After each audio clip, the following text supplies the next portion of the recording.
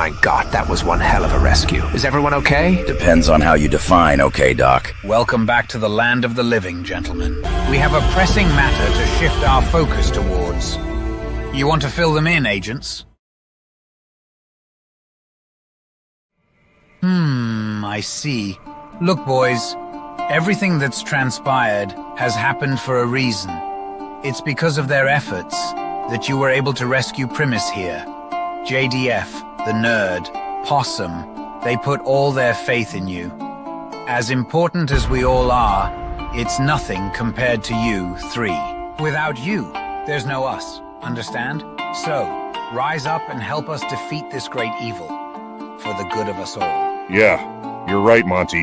Yes, there will be time for grieving later.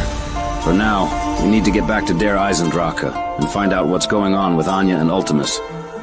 Shadow Man, you said that you and Monty felt some kind of disturbance at the castle, right? That's right. But there have been some interesting developments. I'm currently feeling an ominous and powerful presence at the castle. It feels familiar yet very, very dark. It would be best to get back fast. We'll use your gauntlet to open a portal. Unfortunately, I can't right now. Currently, the Warden of Alcatraz is being held prisoner in the gauntlet. It was the only way we could free the souls bound to that hellish dimension. I have an idea. We can use the summoning key. Yes. We'll use its power to modify this gateway by recalibrating the coordinates to send us to Der Eisendrache. It shouldn't take too long. Caleb, Samantha, may I please get your assistance? Caleb, what happened while we were gone? Everyone seems on edge. Well, for starters, the witch who trapped you in Alcatraz is Anya's mother. After she teleported you guys, she came to the base and kidnapped her. We were able to get Anya back, But something happened. The witches' coven arrived at the base, but somehow they all disappeared, at least according to Monty. He and the Shadow Man both said they felt an ominous energy coming from the castle. At this point, we don't know what to expect. Plus, with everything that's happened, I can't blame anyone for being as moody as they are. My God, the Overlord is very clever, isn't he? This whole situation has been one disaster after another. We need to get back to Der Eisendrache quick. God only knows what is happening with Anya. Damn it, this is getting real bad. Richtofen, you got any ideas? The only plan that comes to mind is to have someone travel into her subconscious and attempt to find Anya. I don't think she is gone completely. I mean, the Anya personality has been dominant for at least 100 years. Something like that can't be buried easy. But we need to subdue her. Ha ha ha, how utterly pathetic. With all of your combined strengths, it's still not enough to stand against us. It's no use. I'll have to use the gauntlet to put her down. At this point, she'll kill everyone here. I won't let her do it. No, Caleb, we can save her. Enough of your misplaced hope, Romeo. I think I'll kill you first.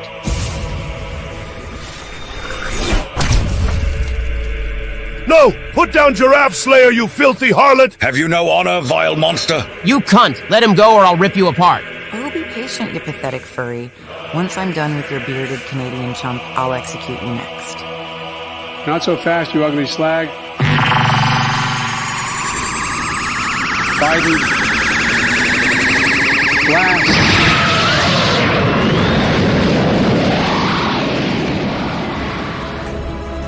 Why you backstabbing old prick? Hurry, Pepsi Man, subdue the witch daughter.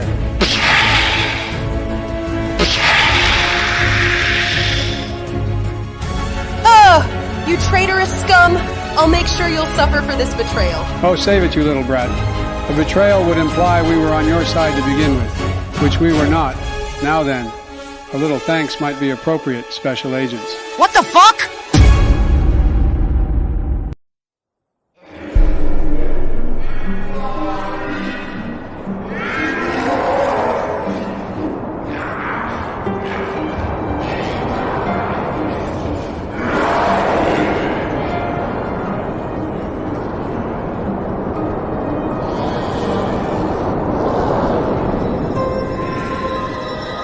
Worthless maggots. Just wait till I get out of here. I'll decorate this castle with your blood. Shadow Man, is the energy restraint strong enough to hold her? I don't know, Daner. When I had Thomason trapped before, it was a lot more easy because she was weaker then. But now, I don't know. I just don't know. Oh, I wouldn't worry about the restraints, boys. That's raw energy from Pepsi Man holding her. Pepsi, please!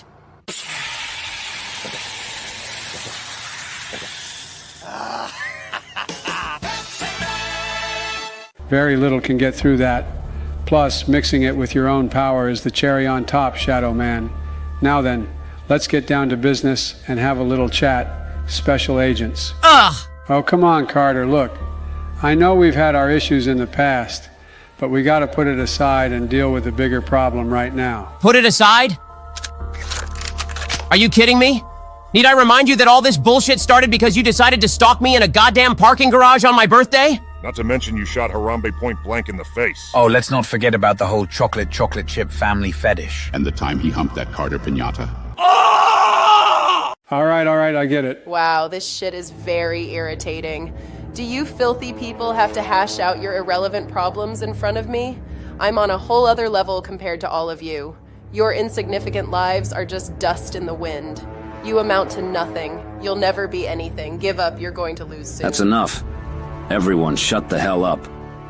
Look, not one person here doesn't wish they could be somewhere else, but this is it.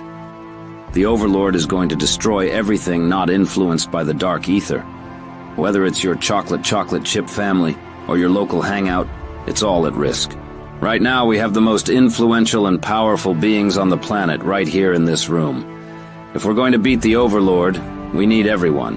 The last obstacle is the blonde bitch trapped by the pyramid. Ooh, how filthy. You kiss your Dark Aether girlfriend with that mouth? Hey, easy, Caleb. This is my girlfriend we're talking about. I'm done taking it easy. If Joe and Pepsi Man didn't intervene, you'd be dead.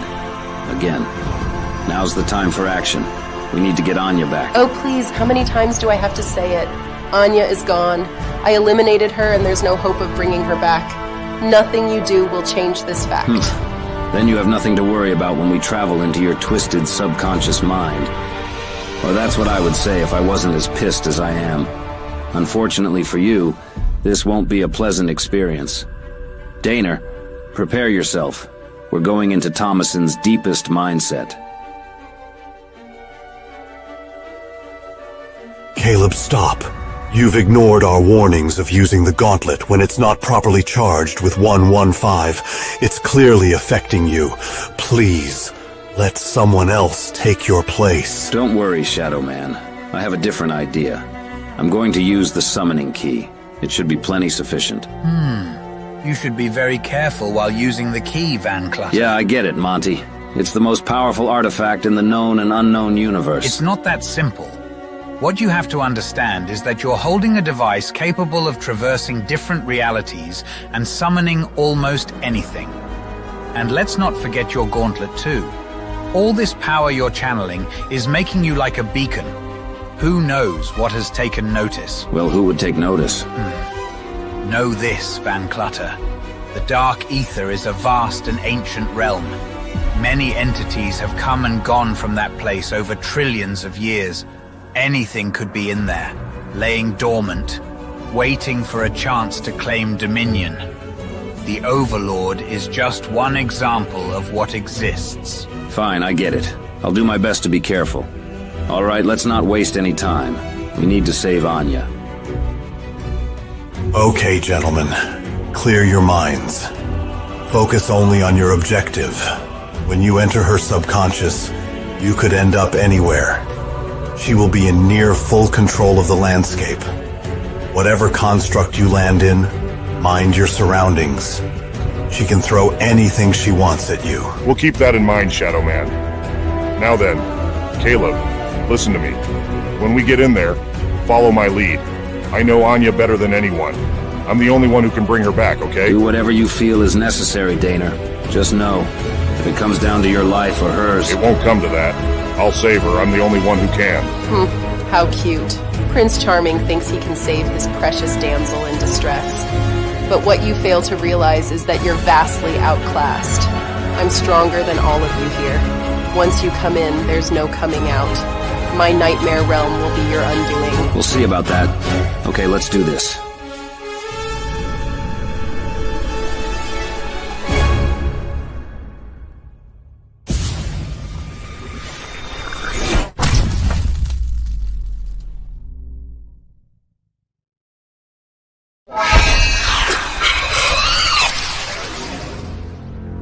Whoa, that felt real trippy, huh? So this is Thomason's subconscious. Well, it appears she shares her master's affinity for Gotham City. It looks like she's recreated parts of Arkham Asylum. Let's take a look around. You know, I hate hospitals on the best of days, but today, I don't know what it is, but this place is a hell of a lot creepier than I remember. Here, let's go through the cave system behind the locker room. We can get a good view of the rest of the asylum's exterior from there.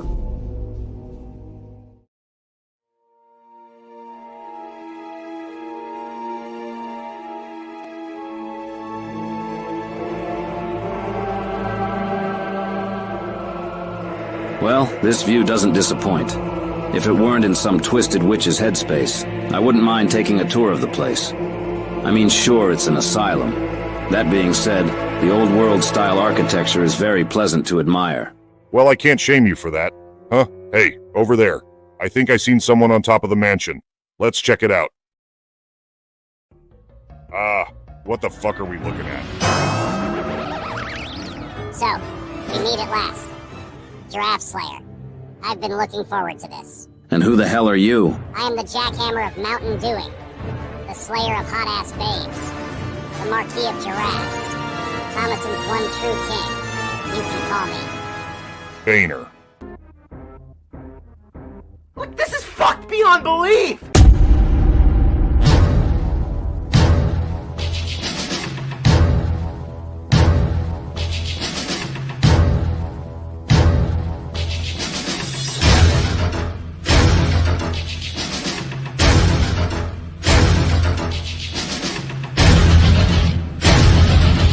You're hit. You're bleeding, man. I ain't got time to bleed.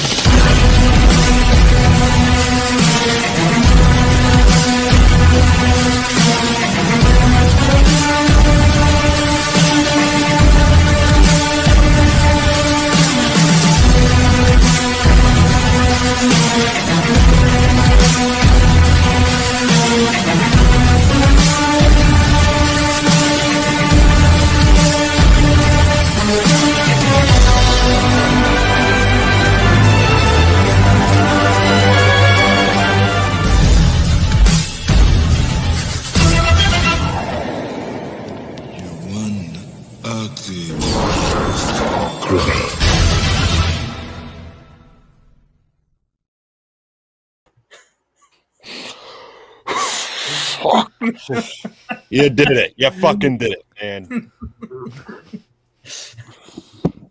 Also, I got it right this time. I got it right this time. What? Greetings, exalted ones, and welcome to the dumpster, where we pick up the garbage so you don't have to. Shut up, this ain't your show. I know. But, I mean, yeah. You gave him the squeaky voice. I mean, fuck. That was too funny.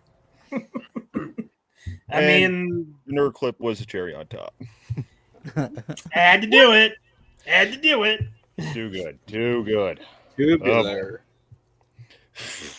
Now, hey, Arkham Asylum being the area, I'm digging it. I mean, listen, I didn't have any other ideas, and that's really what stuck to me the most. It made sense. It's Batman, and apparently I'm Batman. So, I mean, I did say make me Batman in the fictional world like that. So yeah, okay. But yeah, so far so good. Intriguing. Oh, yeah. Yes. Whistles being wet. Sounds kind of weird, but you get the the analogy. If I wet my whistle. Anywho, greetings, exalted ones. Welcome to our second episode of our holiday special, How the Agents of the Dark Aether Saved Christmas. And tonight we are watching another holiday classic, Batman Returns. Because, much like how people debate...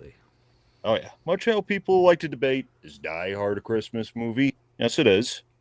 Is Lethal Weapon a Christmas movie? Yes. Yes. Is Batman Returns a Christmas movie? You're goddamn right it is. Absolutely. Goddamn right! And, well, I figured because since, as I've mentioned multiple times, we skipped we skipped this last month because we did A9, then Forever. Save this one for the holiday season. This was the way to go. Because it is the Merry only fucking Christmas. I don't know. I can't think of anything she could come up with right now. I am your host, Special Agent Dana Bobainer, joined as always by my fellow agents, Special Agent Spooky Clutter. I'm Batman.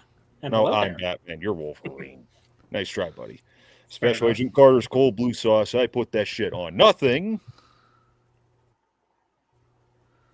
You know my name. Yeah, bullshit. Caleb didn't even say the thing. I did say the thing because my voice is very sour. Fair enough. And tonight, we have a guest joining us because, well, I figured we watched this movie over on his channel last year, so I figured, why break the custom? So I decided, hey, come on over. We'll watch it here too, because it's tradition. Hell yeah. Please give a nice warm welcome to our special guest, the King Misfit himself, Mr. Chris Snyder. Welcome to the show. How are you doing, my good sir? Doing good. Thanks for having me, buddy. This is going to be awesome. Yeah, it's been like, what is it, 3 months now? Jesus, it's been 3 months now. Oh, yeah. Crazy. Yeah, since we last spoke because of the birthday stream. Well, that's right. Well, maybe you, but, Yeah. Yeah. Excuse me. But yeah, Batman Returns. I don't know what else I could really say about this movie other than, well, this movie was pretty interesting when it came out, wasn't it? I mean, after the success that was the 89 film, Tim Burton got to take more creative liberties, and McDonald's got mad about it. Yeah, I would say so. No, I don't think it was McDonald's. It was the parents that were mad, and McDonald's just had to.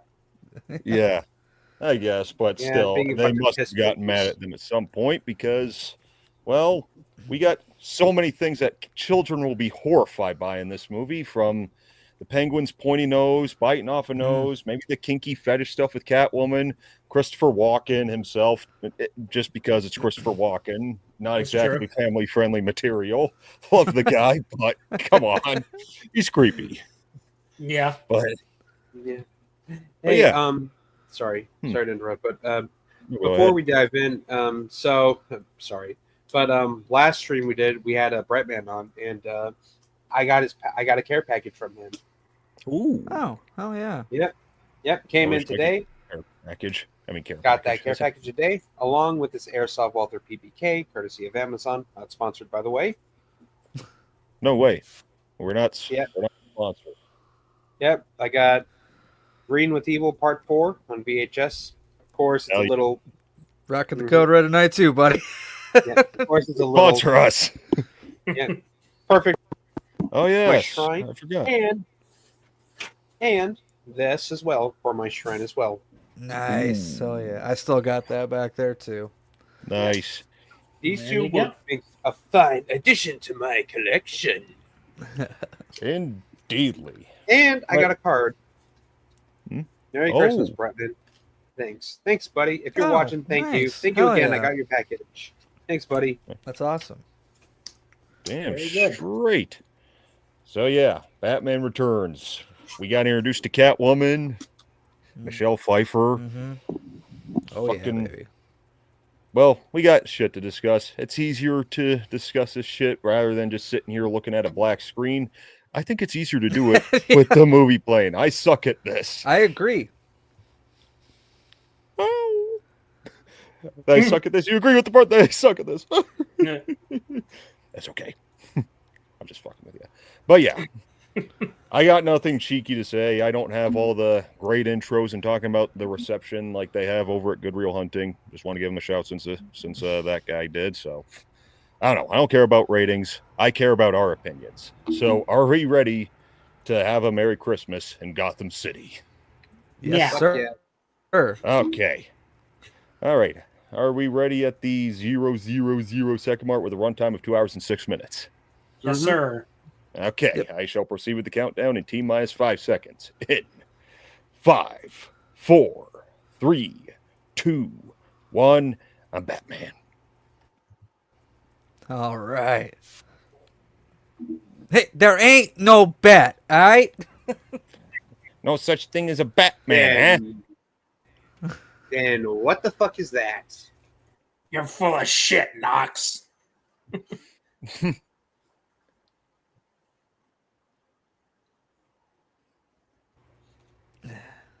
I cannot Great. believe that's fucking Pee Wee Herman. You can't. It's crazy, I right? can't. Yeah, it's great, isn't it? I mean, R.I.P. by the way, but Yeah, rest his Wow. soul. Yep. let's be real here. We all know what Paul Rubin's best role of all time was. Spling. What? Spling. Oh, yeah. Heard you guys were assembling a team of superheroes. If anyone else has seen Mystery Men, please Also- let me know.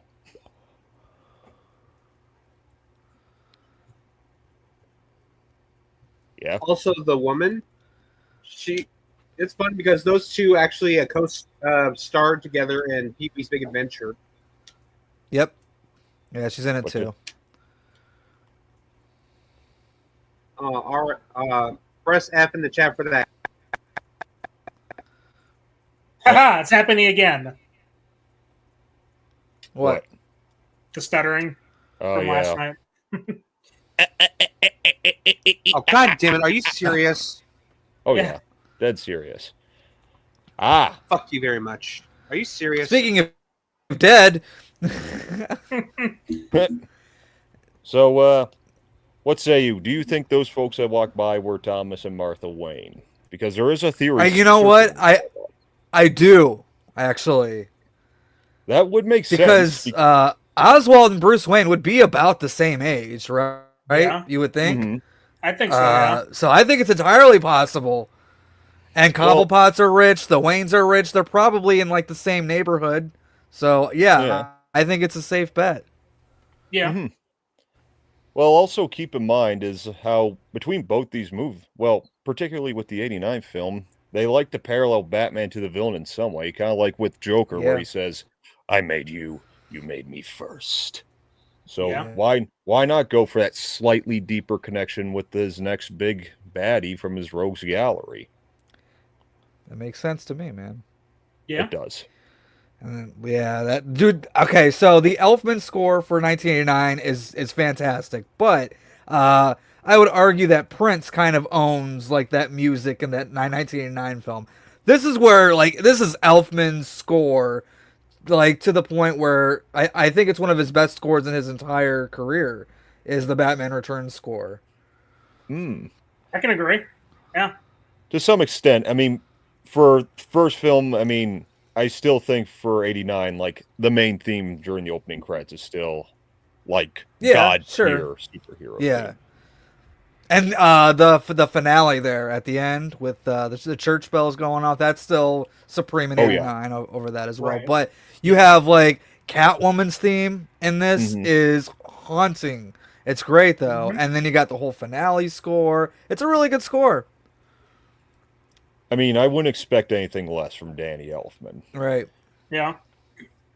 I mean, the guy's given us two of the greatest superhero scores of all time. Spider-Man as well. Yeah. Fuck yeah. Mm-hmm. Beetlejuice. Like The Simpsons. Nightmare Before Christmas. I mean, pretty much anything Tim Burton, but... Stan Winston. Yeah. Hey, what else does Stan Winston do? Don't even. I don't want to talk about it, but don't even try. He did Small Soldiers. That's true. He did Small Soldiers. I found that out on my last viewing. Predator. He did the dog thing in The Thing, kind of. I mean, he helped, but, you know, he refused any credit out of respect for Rob Bottin. It's nice of him. Yeah. I mean, the guy poured blood and tears in that. Like, this movie starts with a baby getting thrown down into a sewer, and we're following that baby going down the sewer. Like, that's a dark way to open up your Batman movie. Well, you know, for kids. Yeah. Hey, it's for kids, of course. Yeah, if you think there's not little puppets singing "It's a Small World After All." I mean, what kind of kid wouldn't dream about being tossed in a sewer by his parents on Christmas? And getting found by a bunch of penguins. Yeah, right? I don't know about you guys, but penguins fucking reach.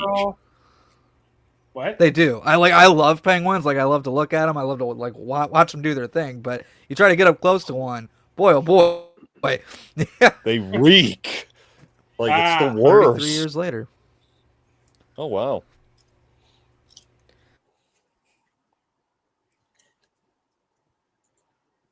Penguin sighting. Jesus.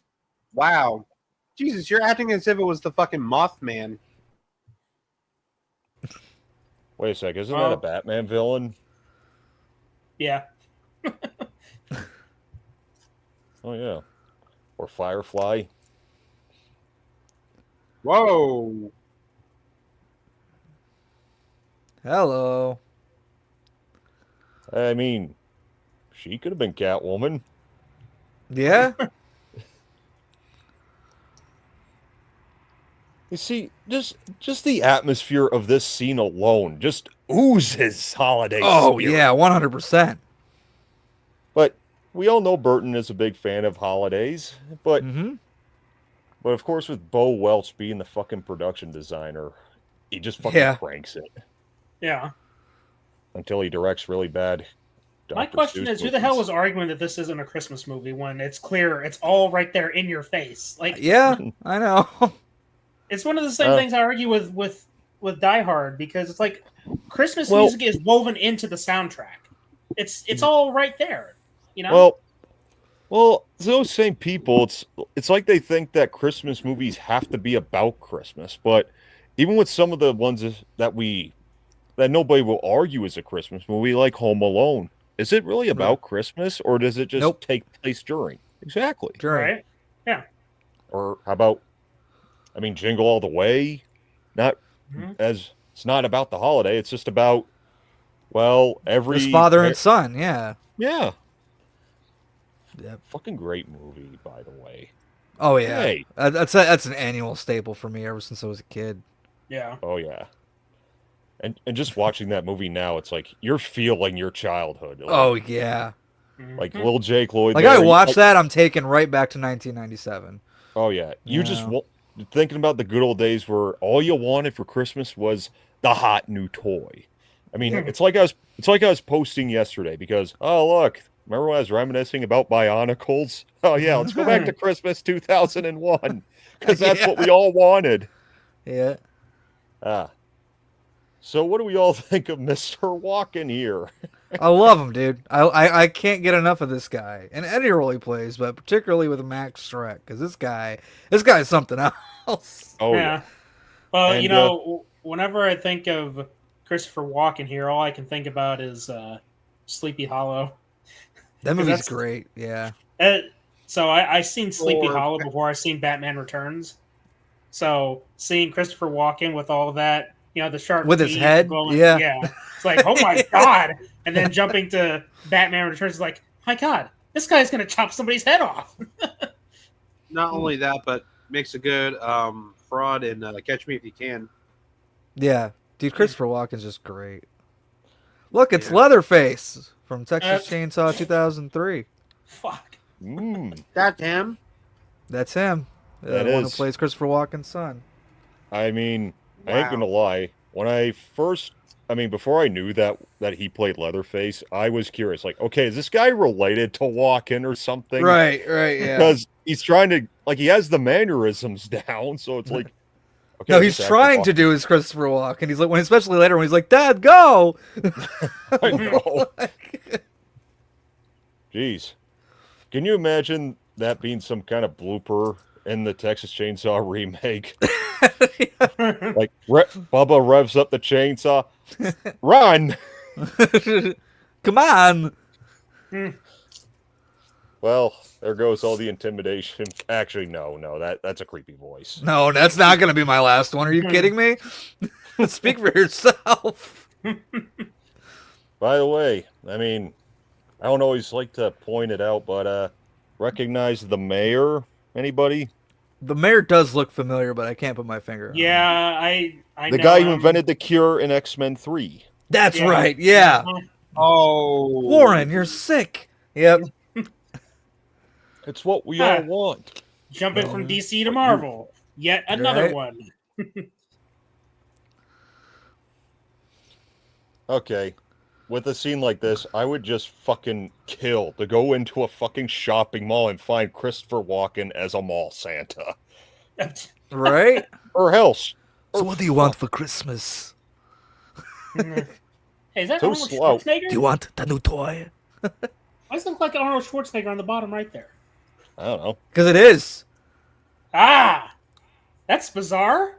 Which is Especially- weird because Schwarzenegger later plays Mr. Freeze, right? Oh. But no, that was just a picture that the actor Christopher Walken had with Arnold Schwarzenegger, so he just put it in his office. Talk about it's- foreshadow, huh? Right? No shit. Think about it. You got Victor got Freeze and Max Shrek, yeah. You could totally do it. And the picture is in a movie where it's snowing. Like, come on. Maybe Who was protecting come the on. picture? Even if it wasn't planned, maybe that's where Schumacher got the idea. He just looked at it like, wait a minute. Maybe. Okay. You've watched the Penguin Show, right, Chris? I did. So, yeah. How was it? Dude, I think I haven't watched a show that great. I don't watch a lot of television because it's too much to keep up with. So I'm very selective with the shows that I do watch. And to me, it was a 5 out of 5. It's only 8 episodes, But the story told in those 8 episodes, the performances that every actor on that show gave, the writing of the characters, and how it fits into the Matt Reeves world, it was done so beautifully. And I think if you liked Colin Farrell in the Batman movie, you're gonna like him on a whole nother level in the show. Okay. Yeah, it's great. Well, I guess on that note, I should just follow up with, has he surpassed DeVito? They're 2 very different Penguins, which Danny DeVito actually has reacted to it. He's like, yeah, I like Colin Farrell, I like what he's doing, but our Penguins are very different, so we can't really compare. Fair. Because this is more like an actual like half bird creature, whereas Colin Farrell is like the mobster, penguin. So very different. Oh, now here and the premise of the show is all about Oswald being at the very bottom, trying to work his way up to the top to be the guy. Nice. That sounds pretty good. One of my favorite shots in movie. Dude, iconic shot. Ugh. That was my response when I was asked to come on here tonight. I just sent him that. I could vouch for that. That's exactly how he responded when I asked if he wants to join. Yeah. He sends a gif of Michael Keaton standing up to the bat signal. Perfect response. And then I say something like, "I'll answer the call." Yes. Here we go. Dad, go save yourself. Okay, it's not even just the mannerism. He actually does look like he could be related to him. Yeah. Hey, Max. A sphincter says what? Who? I said, a sphincter says what? Shout out Wayne's World. Exactly. You want me to say what? Like, I don't get it. He got it. Last guy, he didn't get it. You big, we small. We're just gonna go. But, yeah, I think this is when parents were going like, maybe this is too much for kids at this point. Yeah. I mean, but you would think that them throwing a baby in the sewer in the first 2 minutes of the movie would be the one to be like, okay, maybe it's not for kids. Yeah. But should it always be? I mean, especially with someone like Batman. I mean, how many animated movies are definitely not for kids? Yeah. And I do love just how unique everybody in the circus gang is. Like, everyone has their own personality, their own look, their own style, and yet they all fit together. Yeah. Even if these guys look like the remnants of Joker's gang. Which, by the way, you've read that new comic book, right? That's after Batman 89, but before Batman Returns? I haven't. No? What's the scoop? I haven't either. I forget what it's called, but it's got. I do have a Batman 89 comic where it's more about like Billy D. Williams' Two-Face. Okay, so that's a different one that I'm thinking of then, because there's one about like Joker, and how his like gang's still out there and stuff like that, and they're like, it's about them trying to collect all of Joker's goons that are still left over. That it's like it tells a story in between 89 and Batman Returns. I haven't read it. I know it's pretty recent though. Oh damn! I'll have to look for that. Yeah. Which I think honestly, like stuff like that, they should do an animated movie, because you could always get the original cast to return to do their voices, and we don't have to worry about them being aged up. Right. So I think they should just do those, and because they're doing a bunch of Batman animated stuff already. Why not? Oh yeah. Keaton still got the great voice for the Bat. Yep. He does too. And despite what they did in that movie, I don't want to talk about. Yeah, no, I don't want to talk about it either. But he wasn't the problem. No, the way they wrote him was the problem. Yeah. Hey, well, if you think that's bad, just think about this. Warner Brothers greenlit a Minecraft movie over a Batman Beyond movie in the Into the Spider-Verse style. Yeah. That's pretty bad. By the way, does anyone else like his costume in this movie more than the '89 film? I do. It's a little bit polished, a little bit. You can see it a little bit better than you could in the first one. So yeah, I'll agree with you. I feel like I there's a forgot. little more texture in the mask. Yeah, a little bit. Yeah. Yeah. I forget the circus gang. That was Joker's gang, right? No, that's No. that's the Penguins gang. Yeah. We were just talking about sorry, this I'm man. slow. I'll bet.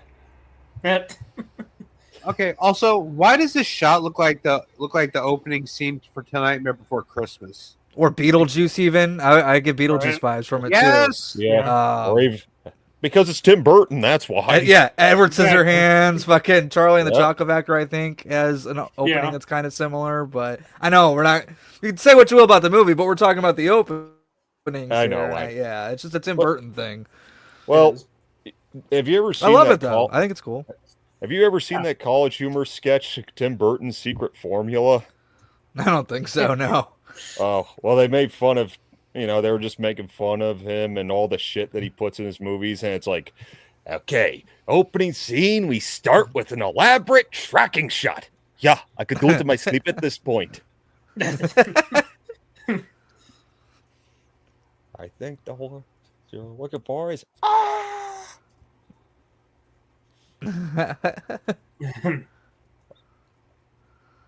okay. Well, there's your clip right there, Caleb. Play this clip as it is, and then when it says, "I believe the word you're looking for is," and then put Pepsi Man's face on Penguin. That would be good. Of course, all the fucking water there is just Pepsi, obviously. Right, of course.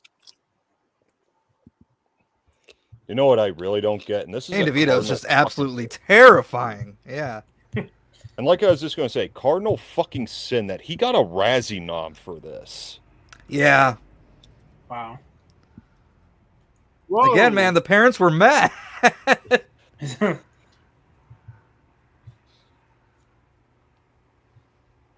I mean, does nobody remember Batman '89 though? Because it had some pretty dark moments there too. It does, yeah. I've said it before. It has my favorite death of Wayne's parents because it felt like a horror movie right there. Yeah, it does, for sure. That's why it's my favorite. I mean, yeah, Batman Begins obviously had the more... That one's fantastic, too. That one had the greater gut punch just because you felt for Bruce. And you were sad to see his parents die because you sense the strong relationship, especially between him and his father.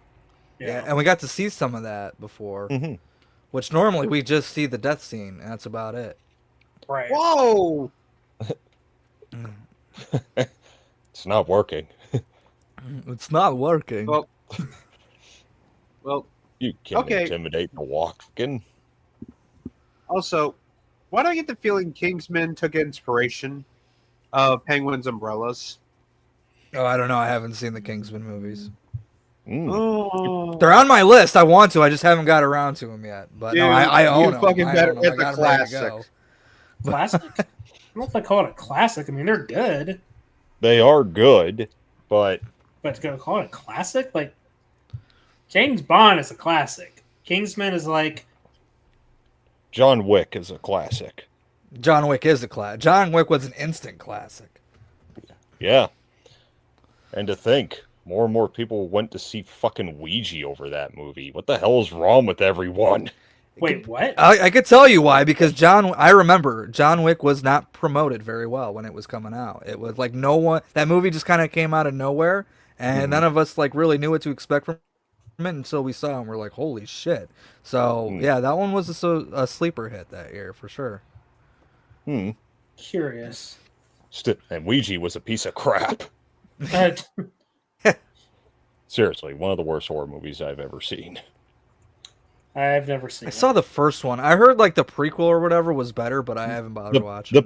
The prequel is actually like, obviously it's like 1 billion times better.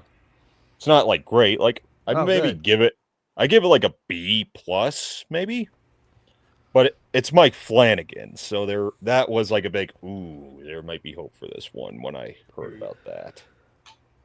Isn't Mike Flanagan working on a Exorcist movie? Yeah, he is. Oh. He's doing the next Exorcist. Oh. Which honestly, he is a good fit for. Like that seems to fit Mhm. like his style. Mm-hmm. But again, he's got great movies on his resume. I mean, Hush, Yeah. fucking Doctor Sleep. Oculus is one that doesn't get Ooh. talked about, and I rewatched that one within the last like year or so, and it's still good.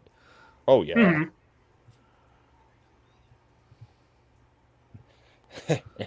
I'm Fred saying. Remember me? You want to grate any other body parts?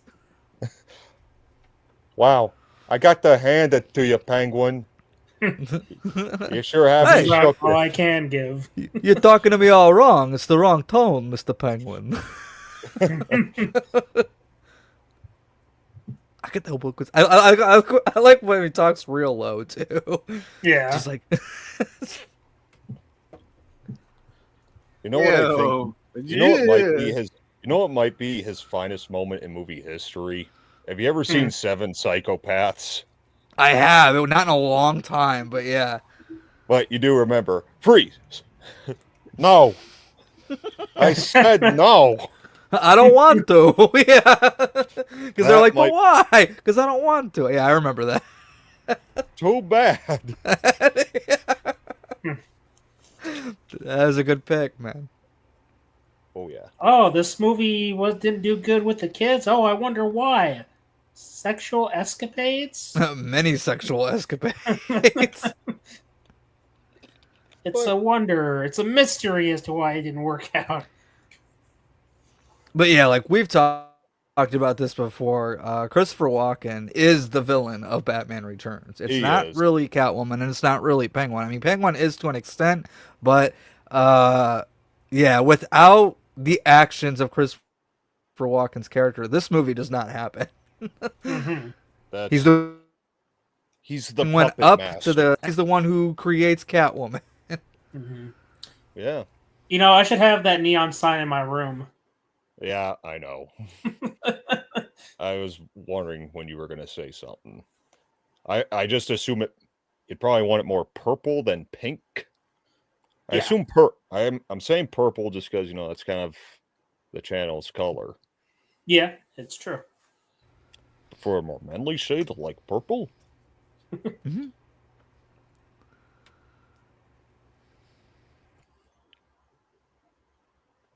And still to this day, like my favorite iteration of Catwoman in live action is Michelle Pfeiffer. It's not even a contest. I mean, sure, some of the chicks from the 60s were okay. Oh. Yeah. But I mean, Anne Hathaway, I still don't get what was up with that. Like why people were so mad about it. It's like she was fine. I was gonna say, like, she actually surprised me. Like, I like Anne Hathaway, but I didn't think she was a good pick for Catwoman until I saw the movie, and I was like, she did an all right job. I don't like the way her suit looks in that movie, though. Yeah, but too I simple. thought she did great. Yeah. I mean, if they did make Spider-Man 4, they had her in mind to play Black Cat. So Black Cat, yeah. Mm-hmm. But hey, speaking of Max Shrek, I'm just curious, who's excited for Nosferatu? I want to go This see guy it. right here. This Oh, guy yeah. right here. One of my most anticipated films of the entire year, and it's almost here. Yeah. I'm hoping I could hopefully call it my favorite horror movie of the year. I mean, it's Robert Eggers, too. Yeah. So, Mm-hmm. I mean, Lighthouse, The Witch and the Northman. No! Yo quiero Taco Bell, no! Hey! Of course, Easy Carter knows there, it's the cowboy. stuffed chihuahua there. Yes, Or is that of course just a we do. model? I couldn't tell. Is that taxidermy? Yeah, Yeah. you know what? With Probably Max is. Shrek, you I never mean, know. It's Christopher Walken, right? That seems like a very Christopher Walken thing. He had the dog whacked. All right. Okay, maybe I'm wearing the glasses from They Live Here, but that piece of paper is just sitting there literally just said obey.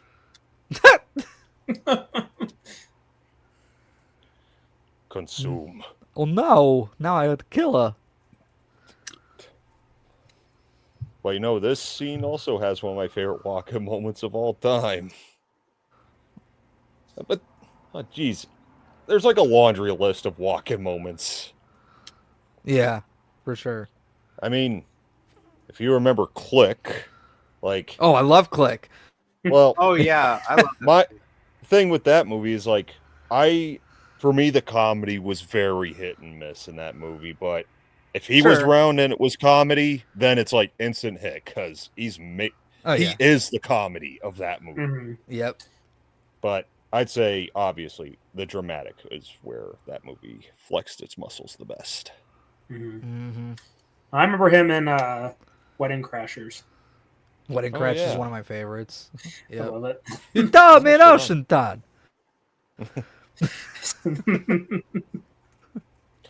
Okay. Actually, it's a lot like that. Oh, his little fake little... yeah. Yes. Yeah, that is great.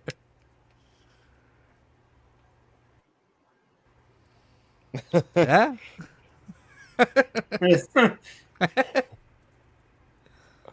You sly son of a bitch. All right. Wow. It worked until... Guess it didn't work for... Hey, it worked for Indiana Jones, at least, but it didn't work for her. It didn't work. God, is this thing really fucking up? Are you serious? Holy shit. Is this... Wow. It's goddamn pretty cheap bad. piece of shit. You got it at Goodwill. What did you expect? Oh, god damn it. Hey, you would have had better luck at the pond. Me. God damn it. Hey, speaking of kitties, Chris, have you heard about this new Trailer Park Boys movie? I have not. What? Yeah, there's like some Trailer Park Boys movie that's playing this weekend. Like, no shit. Fuck. Let me look it up because So I'm nice actually going to fucking go see kitty. it tomorrow. Hell yeah.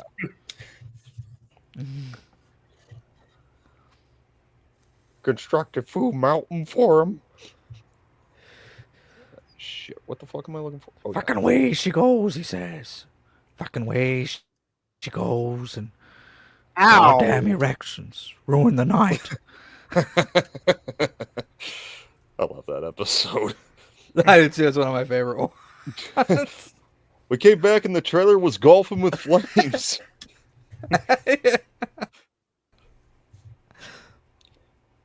Yes, it's called Trailer Park Boys Trailer Park Boys presents Standing on the Shoulders of Kitties. Oh wow. What a title. Sounds a bit twisted. Well, if you know Trailer Park Boys, well, hang on. Let me just see if I can find the trailer. I'll just send it to you. Yeah, Bubs loves kitties, right, Bubs? By the way, I mean, do I even need to say who Bubbles kind of looks like to me? He totally looks like Bratman. You know what? I could see it. Now you said something. He does. Sure, Bratman doesn't have the thick Coke bottle glasses, but he has the hair. He has the demeanor. On. Yeah, something just occurred to me. I didn't address the chat. Wow. Oh, wow. We're an hour into the show. You monster. Hello, Sergeant. Oh, no, I don't believe it. Hey, Sarge. Fucking junk mail. Nosferatu here. Or junk See, balls. I agree. I'm with you. The movie doesn't happen without him. I wonder how Dan DeVito feels about the Penguin series with Cokehead Farrell. We kind of talked about that earlier too, didn't we? Yeah. Yeah, Dr. Pepper is better than Damn Pepsi. right. I agree. What the shit just happened? Probably referencing our intro. When did you send it? Right. Well, we have someone new here. Love Deep Galcian. Hello there. Love Deep. What's up? How you doing? Welcome to the show. Watching Here's Batman. Honestly, one of my favorite scenes in the movie right here. It's just, like her whole transformation scene here is iconic. It appears somebody And the just lost music. their safety deposit. Yeah. Yeah. Safety deposit?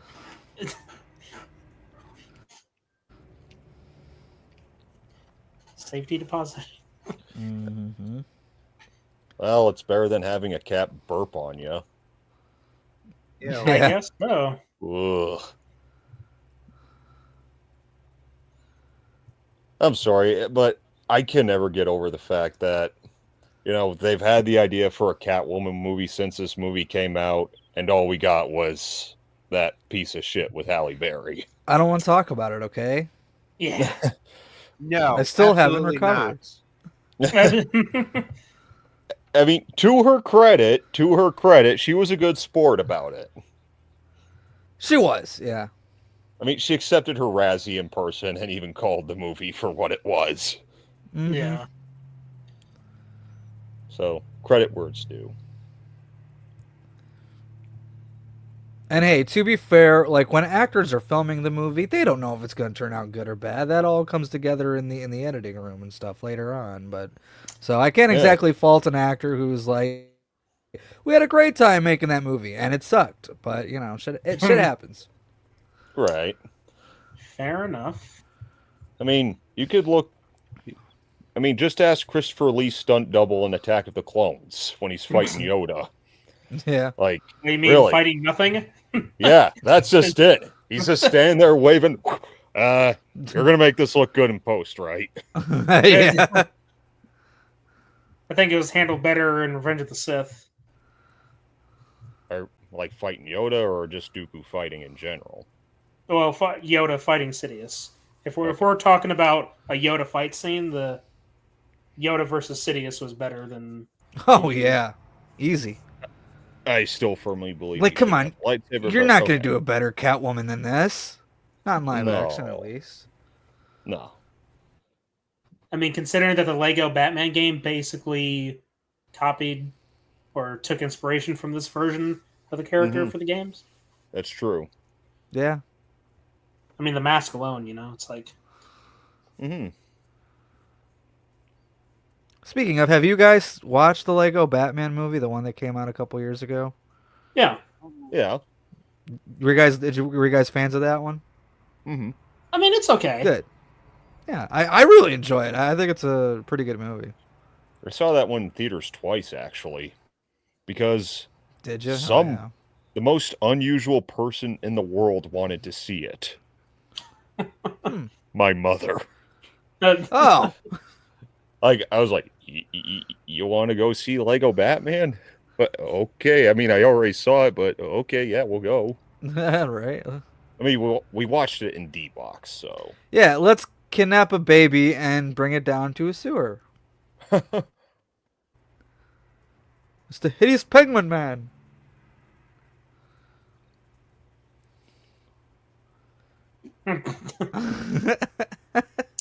In my own little fan fiction head, I can only imagine how this version of Penguin would have bounced off against Nicholson's Joker. Ooh. I kind of want to see that now. Yeah. Sometimes you wonder what could have been. Because especially with Billy D. Williams, man. Ooh, yeah. His Two-Face would have been something. Yep. I mean, I'm not sure how I could see Billy D. Williams as a villain 100%. Reluctant villain like Lando in Empire, but... Yeah. That wouldn't be Two-Face. Oh, by the way, Bruce Wayne's a character in this movie.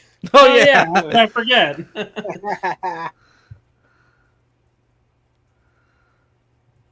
And I know I said before, but if I could have one Alfred to be my faithful butler, I'd choose this gentleman. 100%, man. Michael Caine comes pretty close, but like Michael is just too.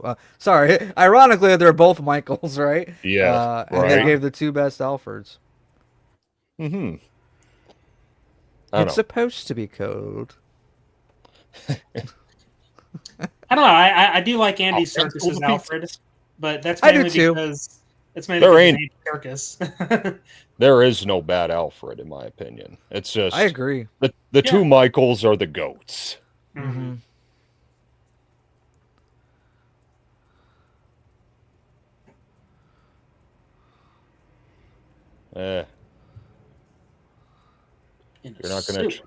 You're not gonna give him a job at a fucking theme park, are you, Mr. Keaton? Yeah. Fuck that movie. That movie was fucking terrible. To me, the true reunion of Keaton and DeVito together was just this year in Beetlejuice. That was, even though they didn't have any, on-screen moments together in that movie, like Tim Burton, Yeah. Danny DeVito, Michael Keaton. That's where they finally reunited. We don't talk about the other thing. Yeah. A Dumbo remake. Ugh. But yeah, which honestly, to be honest with you, I haven't even watched. So whatever. Yeah, but it stinks. Why would I? Yeah, I know. I kind of figured. I watch it so you don't have to. Yeah, it's. All Why right. complain about a good thing, right? Yeah.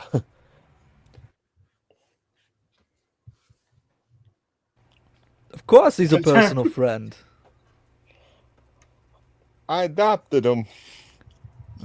Yeah. I mean, he kind of. And I tell you what, this little plan right here is genius. The fact that this is how you're going to get me in, because this is what I really want. Mm.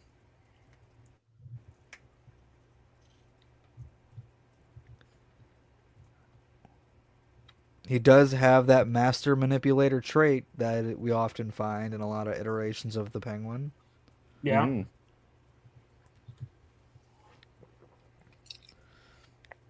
And it's not even a landslide. Keaton's Batcave is the coolest damn Batcave of all of them. Yeah. Absolutely. Then, fucking in the Schumacher movies, it was so neon and it had the worst fucking security system in the world. Yeah, man, no shit. Villains were always down in that damn Batcave. It's like, how does every supervillain get our private number? Right. Well, no, it's not even just that. I mean, it's like I said while we were watching Batman Forever. You get the intruder alert. Now turn everything on and bring out the Batmobile. Intruder alert. Hey, yeah, here's Right? Batman's car. Don't touch it. Yeah, don't touch all the stuff.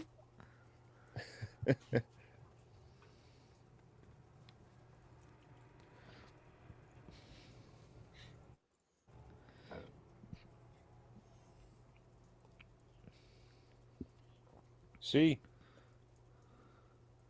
This is probably the most detective work we're getting out of Batman at all in any of the 4 films from that era. Yeah. Yeah. I mean, what did Especially after Clooney this do? point. Yeah. Clooney didn't do shit. No.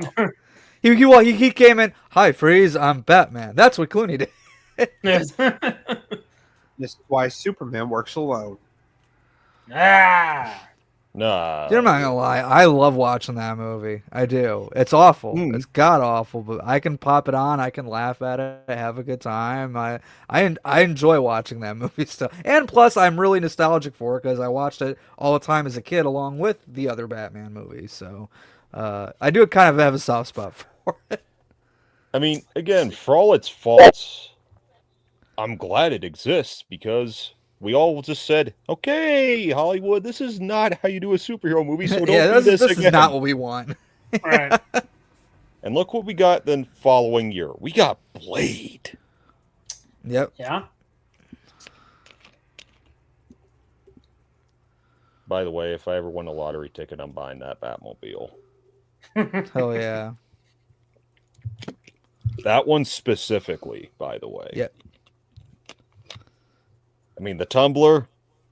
Oh, I wouldn't be interested in that. No, you wouldn't be interested in that. I see what you did there. I mean, I do like the Tumbler. It's just my issue with it has always been it's just one among others. It doesn't feel like a Batmobile. Yeah. Yeah. It doesn't really have any bat features either. No, Like, not really. When we look at the Burton No. ones here, it's got like the wings, right? It's got that Yep. sleek design. Even the Schumacher ones has that stuff. Right? Yeah. I mean, granted, I'll still take the Tumbler over Disco Ball Turbine from Batman and Robin. Yeah. Oh yeah. But fuck, I actually think Batfleck had a better Batmobile than Bale. Yeah. Hmm. And while Battinson's didn't really have any we didn't see it utilize any cool gadgets or anything. The way Not yet, but I think we will. But But what I was going to say though, I think it made up for it just from hearing it power up in that scene. Oh, dude, chills when it's completely silent for just a moment, and then you hear that car rev up, and you're like, "Oh, fuck!" Like it's go time. Yeah, man, and that chase sequence with Penguin, ironically enough, is so good. I may never be allowed to drive while listening to that ever again.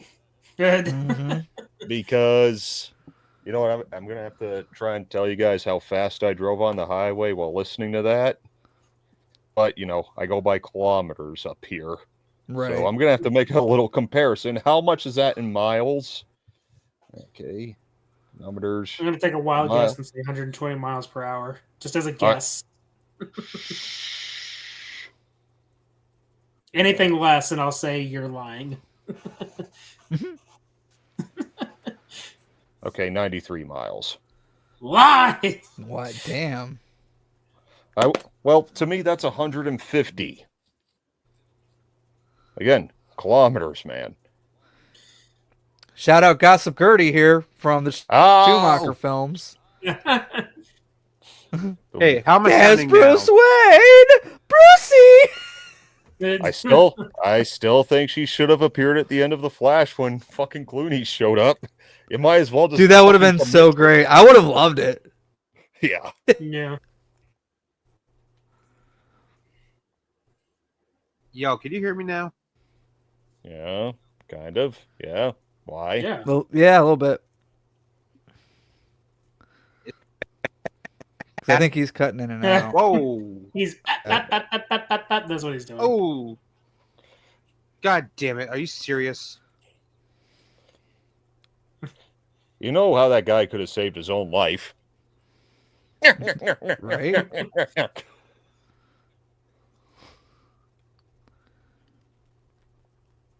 Meow.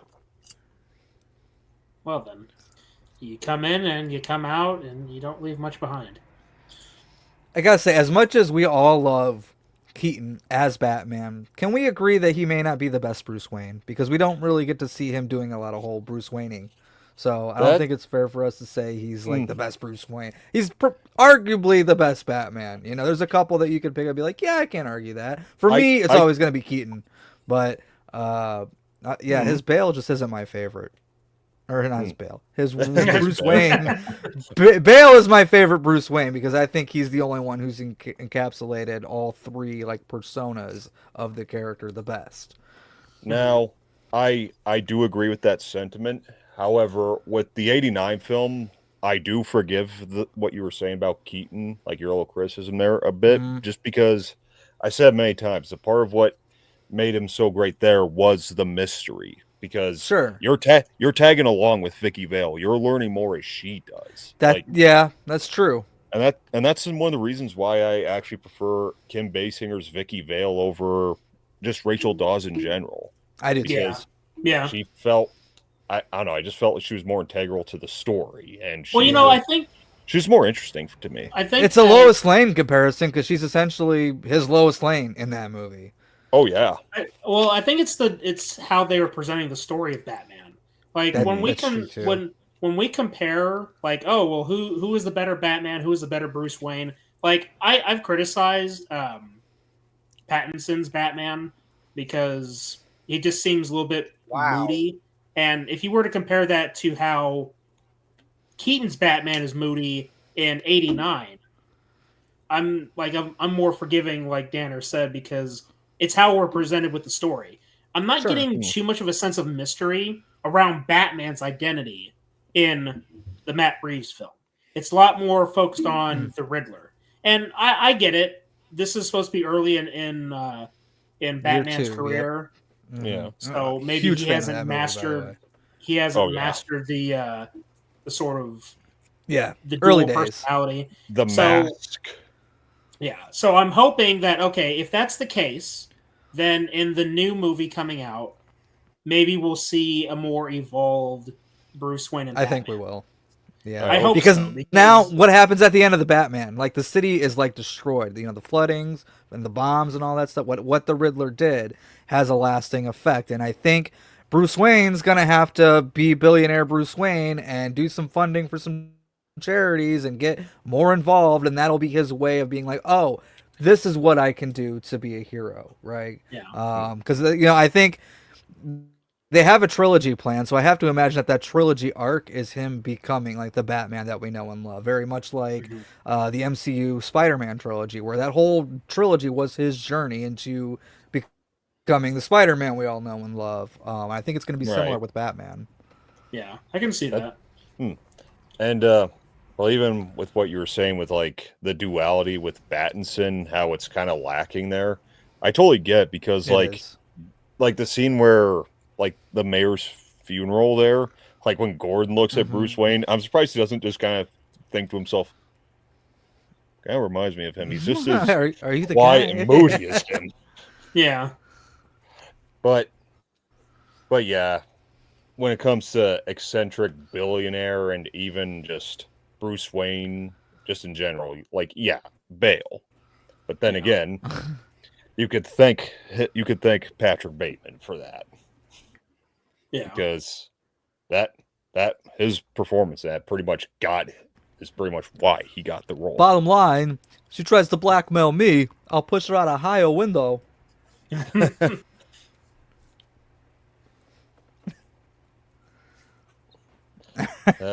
She's still got 8 more lives. All right.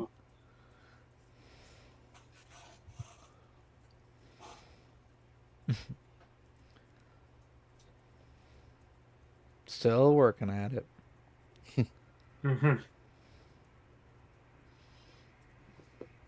Knock knock.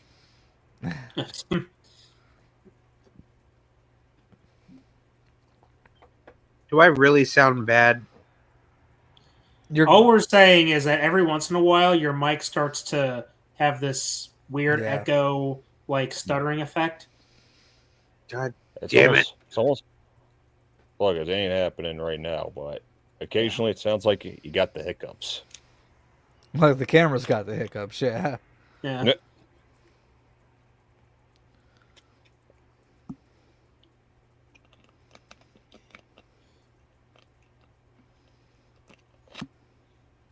See, like I was saying earlier, he's like the puppet master of this movie. Yeah. Yeah, for sure. I mean, if all it takes to fucking get the penguin to do your bidding, fishy, fishy, fishy. I guess that's what happens when you're raised by a family of penguins. Yeah, right? But then again, the penguin could be the trash man. I mean, I guess. It's always sunny in Philadelphia. Oh. I'm the trash man. I eat garbage.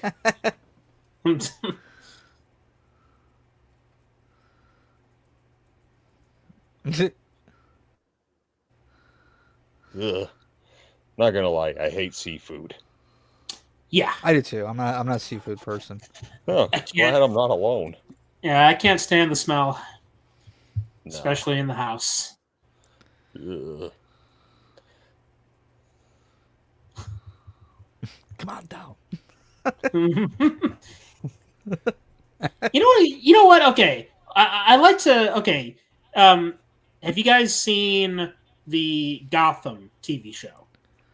I saw the first season. I couldn't get into it, so I didn't watch anything past it.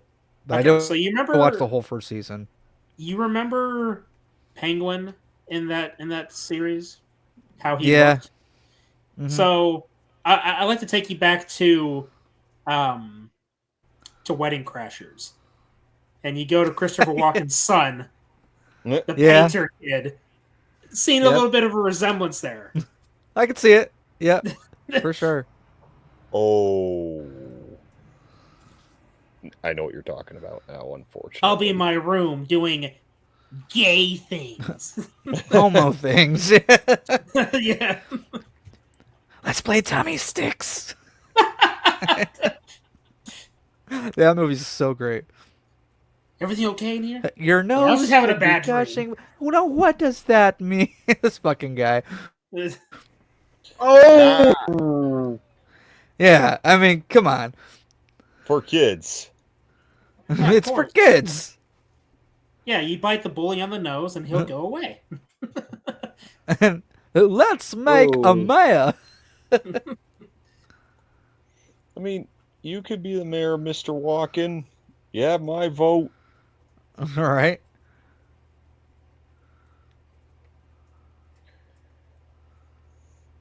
And look. I'd like to fill her void. Easy, I buddy. mean, My French flipper trick. I don't know how penguin hormones work, but I get it. He's human and he grew up in a sewer. Obviously, he's going to have his need at some point. Right, for sure. I don't blame Makes you the wonder guy. how he got his rocks off after all that time. Yeah. I mean, as we saw at the very beginning when he was in that cage as a baby, the first thing he did is that we saw him eat some. Yeah, I muted myself. Just Yes. you know what I said. Yes. Think somebody here can relate. Ew. Gross. I don't think he got the memo. Oh.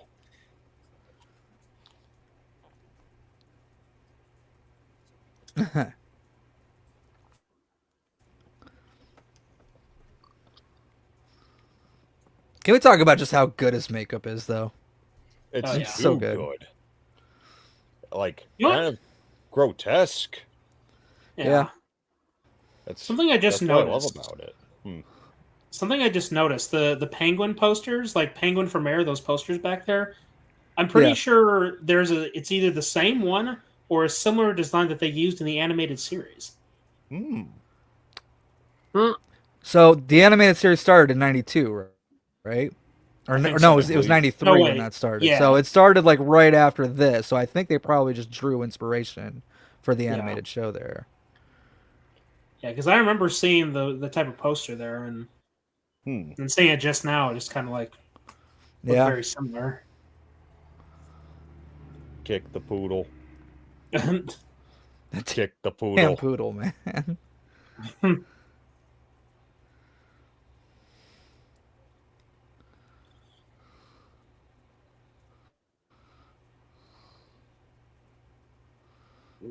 I'm just slapping the head. They're just hitting him on his head. Yeah. Dicks. Hey, do you think Batman wasn't in Detroit during the time of RoboCop? Yeah, right. He probably could have kicked ass in Detroit during RoboCop. It's Batman. Come on. True. Can you imagine one of the circus gang members watching TV and it's like, "Whoo! I'd buy that for $1."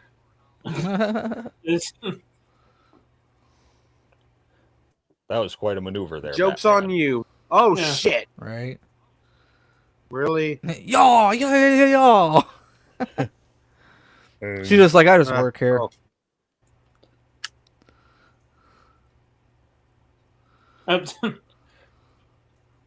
Like, come on, how cool is this shit?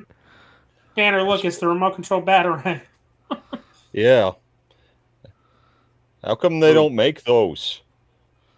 Oh. All right. Good question.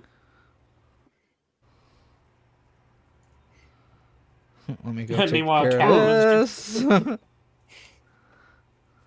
Basically, GTA Online in a nutshell.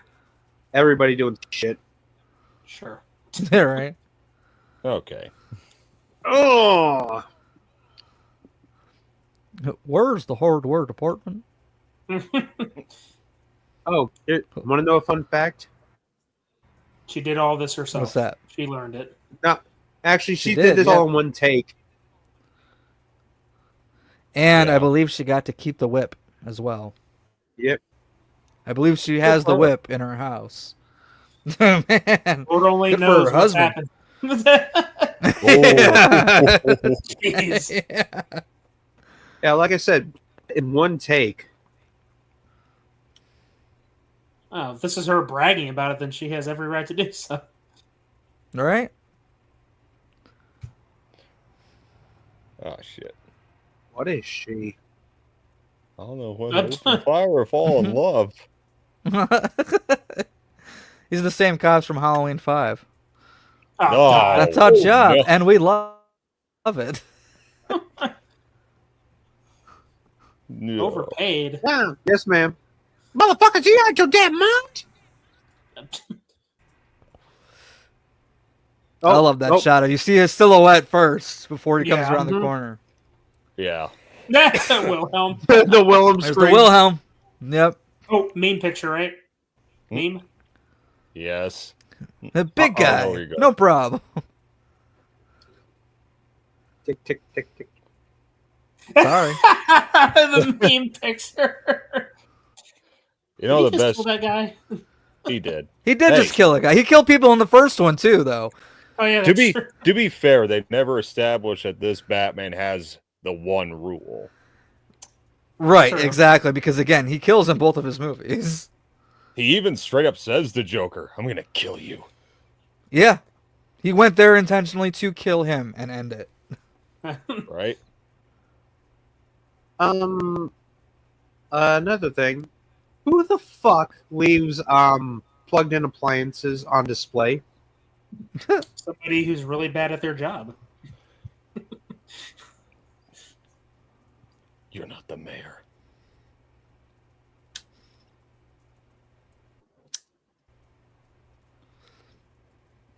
I do love the Batman outfit in this movie, though. I really do.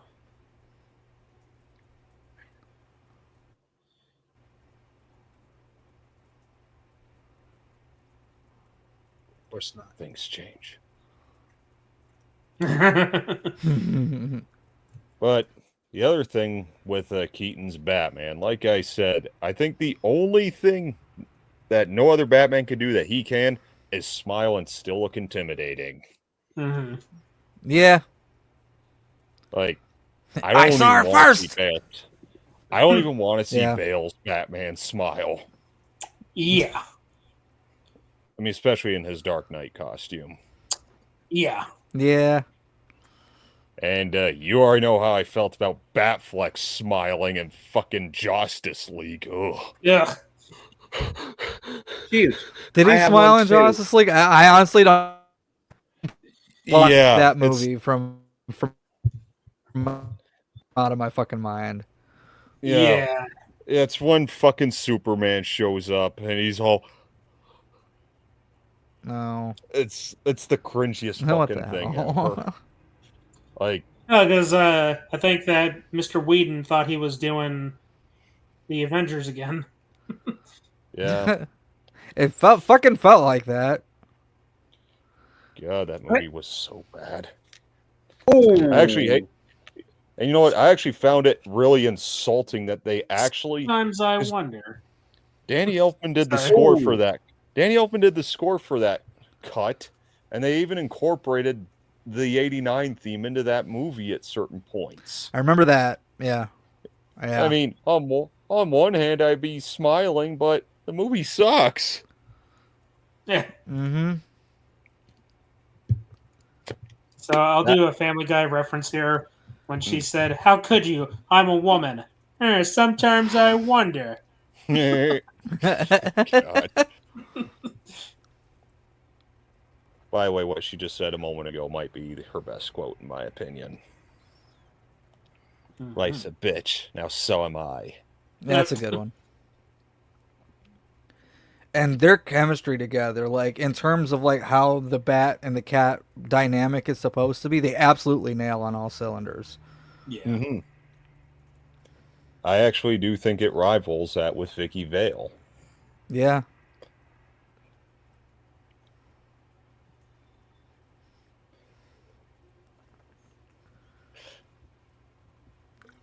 Yeah. Saved by kitty litter. Kind of poetic. There's still some of that goofy shit in this one too. Yeah. Mm-hmm. Hey, be thankful Flint Marco wasn't hiding in that truck. It's kitty litter, not sand. Yeah. I still got to write a review for that movie. Well, I mean, I wrote reviews on Letterboxd for the first 2 Raimi movies. I gotta get back to it. Hmm. Yeah, there's plenty of stuff on Letterboxd. I either got a review period or re-review. There's a whole bunch of them. I don't have time to keep track of all that. Yeah. When you Like I have the log time everything I watch, but I'd say I log everything I watch, but I really only been leaving reviews on like the new stuff that I watched for the first time. Yeah. Try to like not miss those. And then I'll have to go back and do all the older stuff later. Yeah.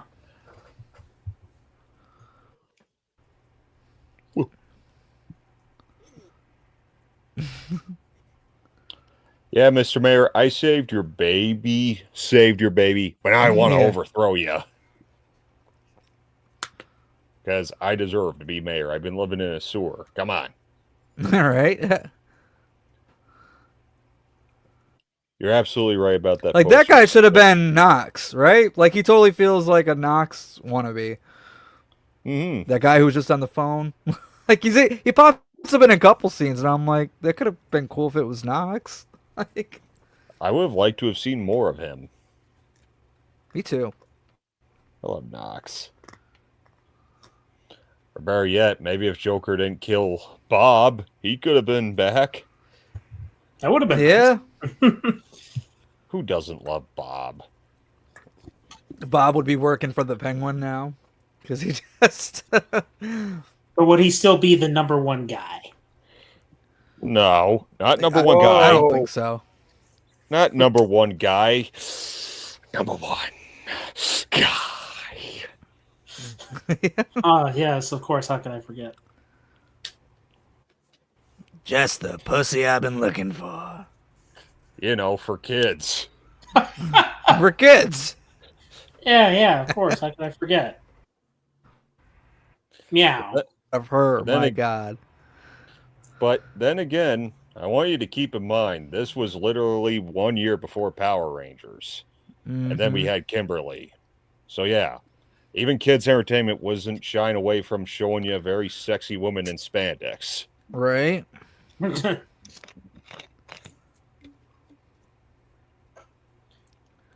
Right, for kids. For kids, yeah.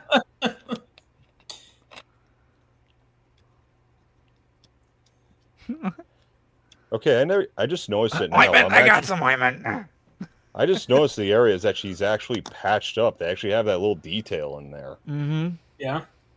Like, yeah, in the 4K especially, you can like really see those details for sure. They tell you what, man. Say what you will about Warner Brothers as a studio and some of the decisions they've made. Their 4K transfers, pretty much every Warner Brothers 4K that I own and have watched, all look great. Even the Schumacher movies look really good on 4K.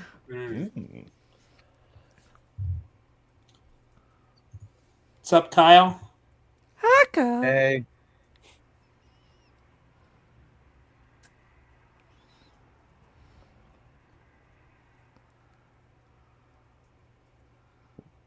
Well, I guess that's a question I'll have to bring up again a little later. But What's that? we'll wait. Oh, we'll wait till we get there. Okay. I mean, I kind of touched on it in the last couple of ones where we watched Batman, but just you wait. You guys remember when NECA released Batman Returns figures? They only did like 2 or 3. I don't remember that. I need to look into Yeah, that. they made I think it was a 1/6 scale of Catwoman and Penguin. Oh shit. Oh. Has anyone else played the Super Nintendo game? Not in years, not since I was a kid, but yeah, I remember playing that all the time. I had Batman Forever too. I remember that one specifically as well. Oh, that one was so bad. I mean, yeah, I know. I have them both. I mean, Batman Returns that game kicks ass. Just a good old fashioned beat 'em up as Batman. But Batman Forever. Boy. Well, we already saw what the nerd had to say at the beginning. It's fucked beyond belief.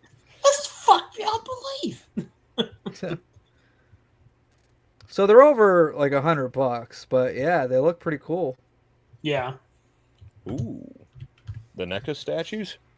Yeah. Mm-hmm. I see Danny DeVito here. I see Catwoman. I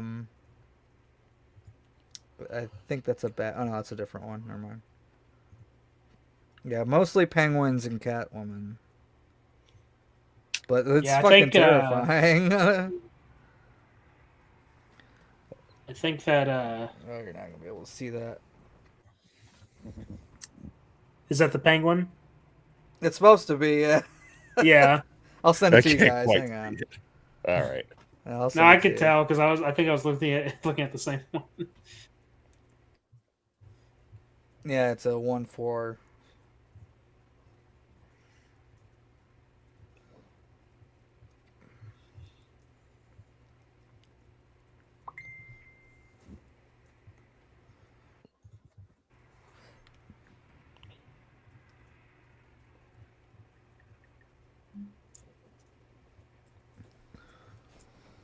Oh yeah. Holy shit. Pretty freaky indeed.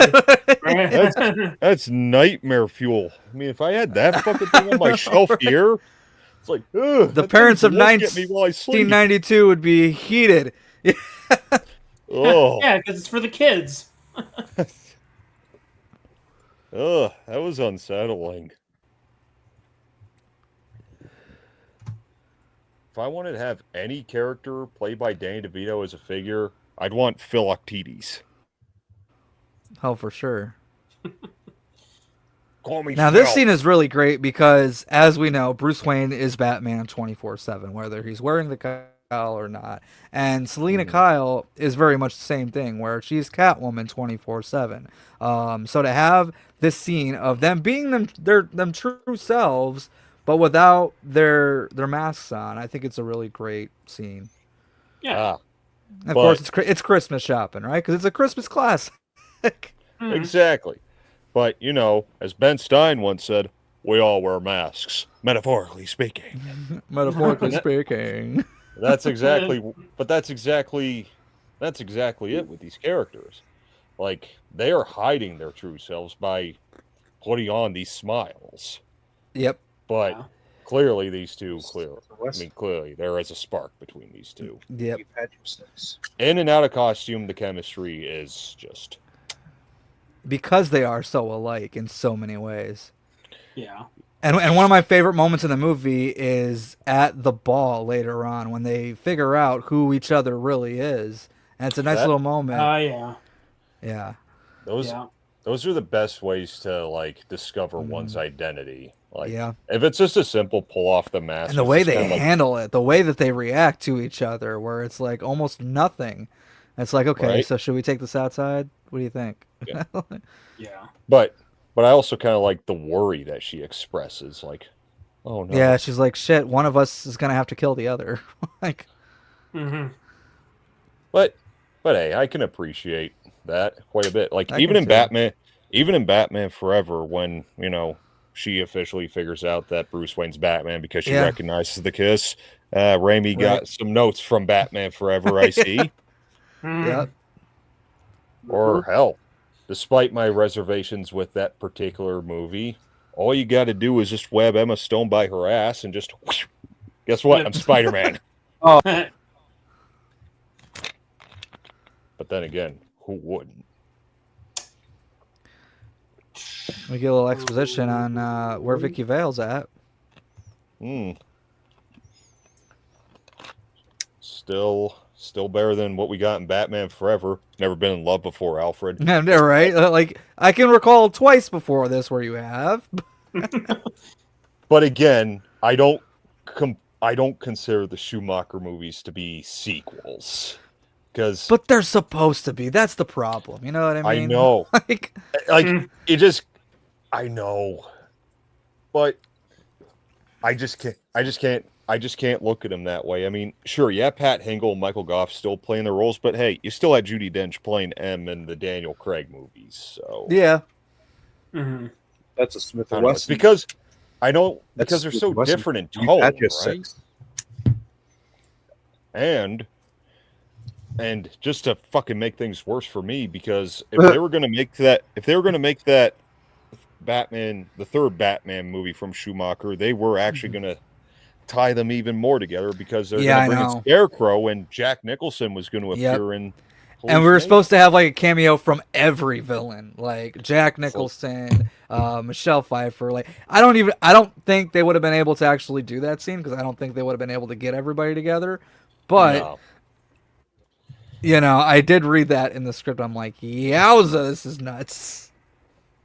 But considering who they had in mind to play the Scarecrow, like, I mean, one of their thoughts was Nicolas Cage. Now that would be awesome for the wrong reasons, but considering that they also considered Steve Buscemi, like him, I could see. Yeah, yeah. What, a fucking chainsaw? Ooh, that's a Ooh, nasty. that looks bad. Yeah. Ugh.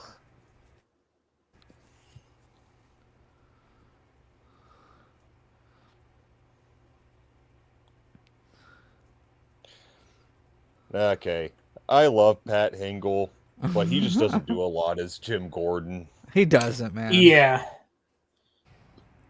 I mean, he's likable. I mean, honestly, his best moment is just... My favorite moment with his Jim Gordon is actually in Batman Forever, when he shows up to the signal and he's still in his fucking pajamas. Oh, yeah. I saw the signal. What's going on? A little late to the party, eh, pal? Like he just fucking sleeps at the fucking station or nearby it to where he can still get there quick enough and doesn't change. I mean, convenient, sure. Fair. I like when he's under poison ivy's spell. Who are you, dear lady? But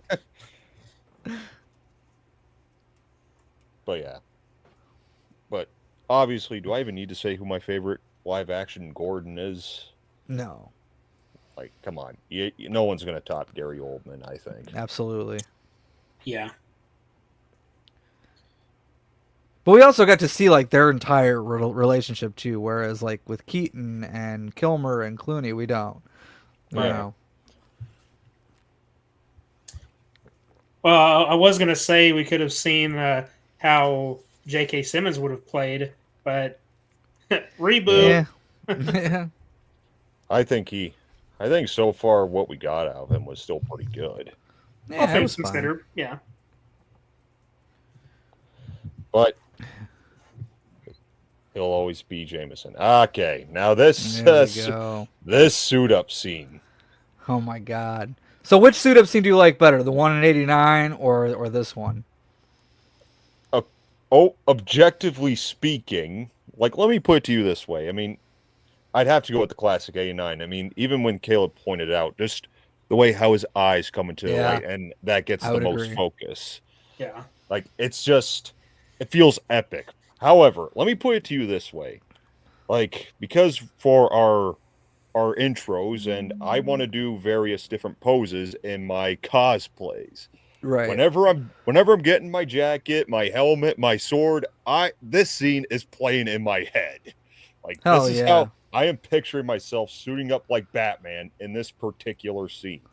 I'm even humming the music to myself when I do it, because I'm a fucking dork. And I'm proud to be one. If you could be even more of a dork, you would have like a sound bit play. So, you know how like on for like businesses when they have like a bell play every time you open the door. Mm-hmm. So instead, you have a sound every time you open your closet. It starts playing the theme. Hell yeah! I mean, yeah. Maybe that's just me. I could stoop to the lowest of lows and just make a fucking TikTok video, but I'm not going to do that. Fuck TikTok, damn it! I know. That's why I said I'm not going to do it. Ugh.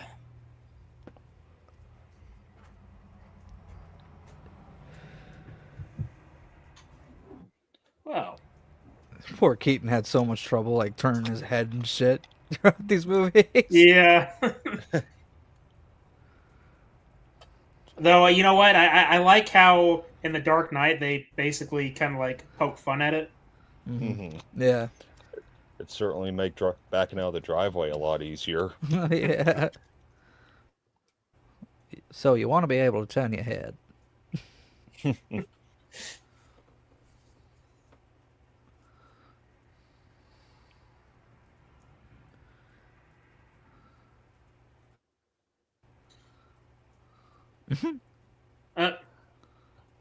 This here. Eat floor. You know, you could get that as a trophy in the Lego Batman game if you throw enough enemies on the ground. Eat floor, high fiber.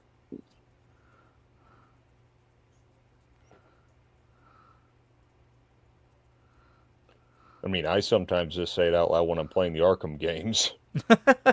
Anytime I slam an enemy to the ground, I just have to say it once in a while. There you go. Girl talk. Ooh, can I come? All right. I want to see that. What are you going to talk about? Are you going to talk about me?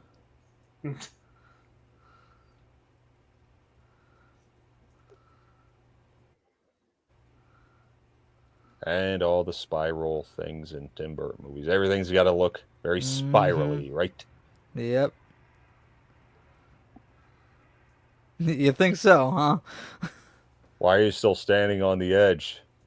Just get down from all tied there. up. Like,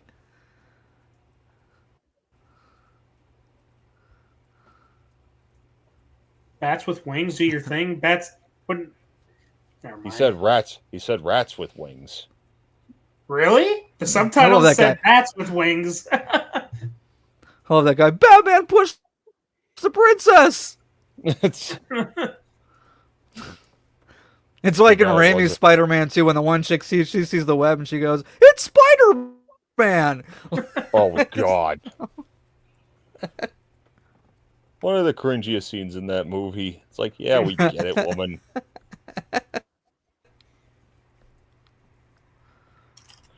There you go. I suppose you're familiar with the new Batman movies? Michelle Pfeiffer. I didn't need more plastic to be tough. Just pure West. Have you seen that scene from The Simpsons with Adam West? Maybe. I don't remember. Just keep moving. Don't make eye contact. Does this scene look familiar, Danner? Ah! The car.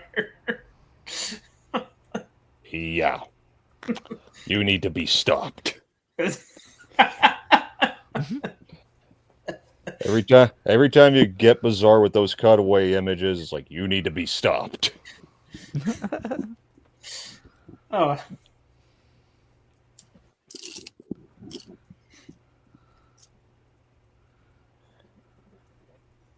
Well, at least you let her keep it. Ah. Also, my favorite, Batman Ready to Glide. Yep. Yeah. I did not like that part in The Batman. Yeah. No. Well, I liked it because, like, he failed the first time he tried to do it. Like, I'm like, okay, I like seeing that. I still like the getup. Like, I prefer the wings, not one of those. Yeah. He looked less like a bat and more like a sugar glider. Yeah. Yeah.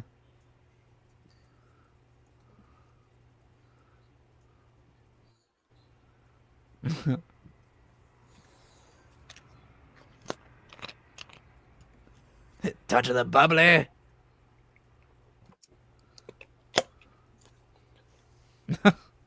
Next time you want to push a nice princess off a building, make sure it's Elsa. Oh. Right.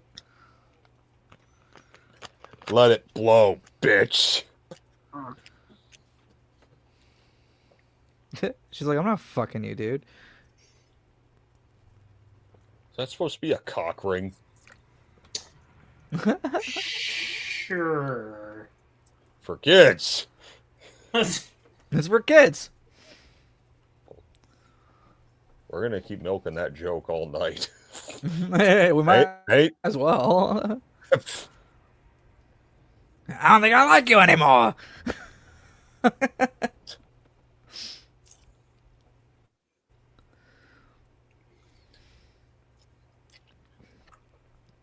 You know what? I love that outfit with the penguin. He actually does look intimidating. I do too.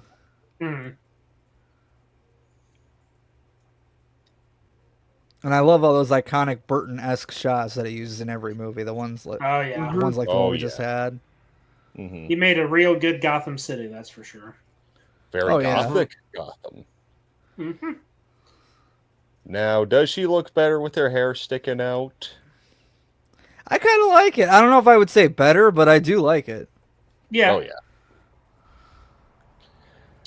I have to say, though, I think that as far as like non-live action is concerned, my favorite iteration of Catwoman would be her design in the Arkham games, specifically Arkham City. Yeah. Because Arkham Knight, they kind of nerfed her a bit. I love this scene. It's the school of driving. To think he actually got that built in his trailer. Hey, a little miniature replica of the Batmobile while I control the Batmobile. Right. You're really, Right. you're really pulling out all the stops here, ain't you, Cobblepot? But I guess the question I was raising earlier: how does this stack up among the all the chase scenes in any Batman movie? Good question. It's a great one. I know this is technically not a chase scene, but it counts. High It is in a way, yeah.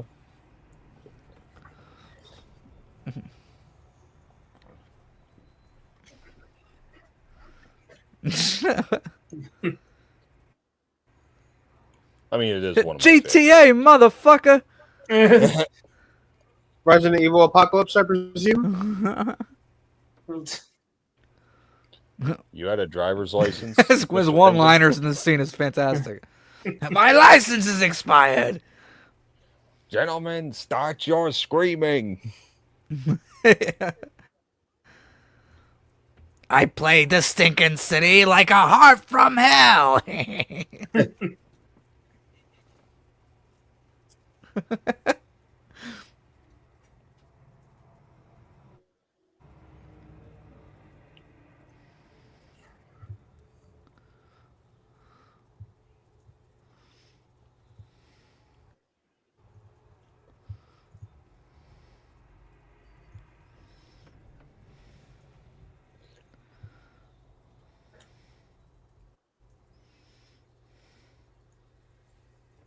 Uh-oh. Jeez Louise.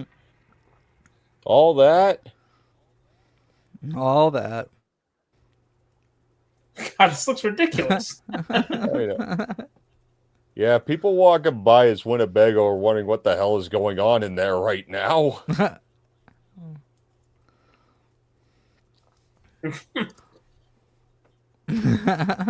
it's a good thing nobody heard I that. didn't pass say by. that. Yeah.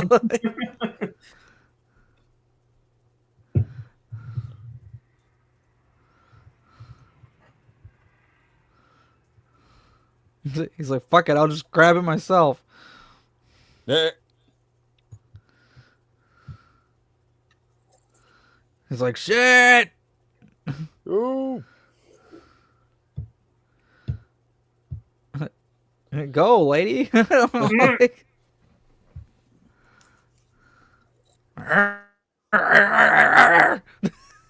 What she sees. Yeah. Yeah, jeez.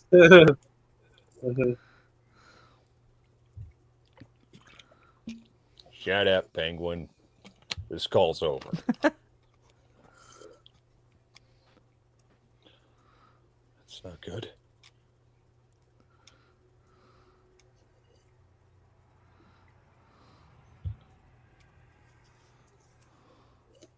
Mm-hmm.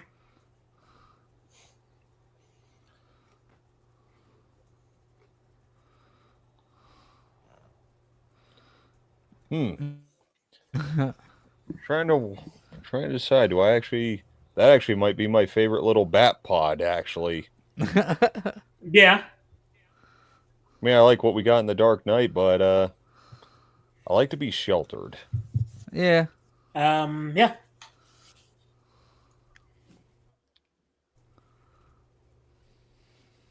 Bladder control? What? Bladder control.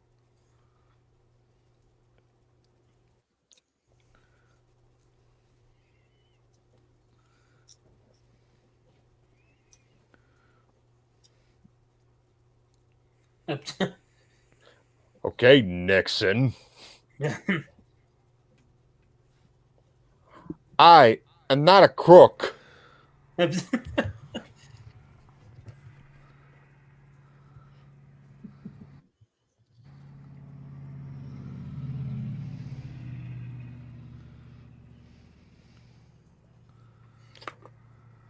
Ah, yes, and I'm going to bring up the case of the Mandela effect here pretty soon.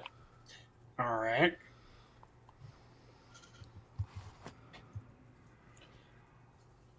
Because it's always bugged me.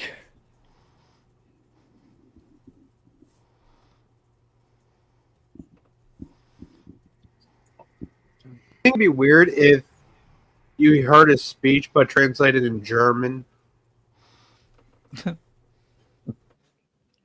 Yeah, sure.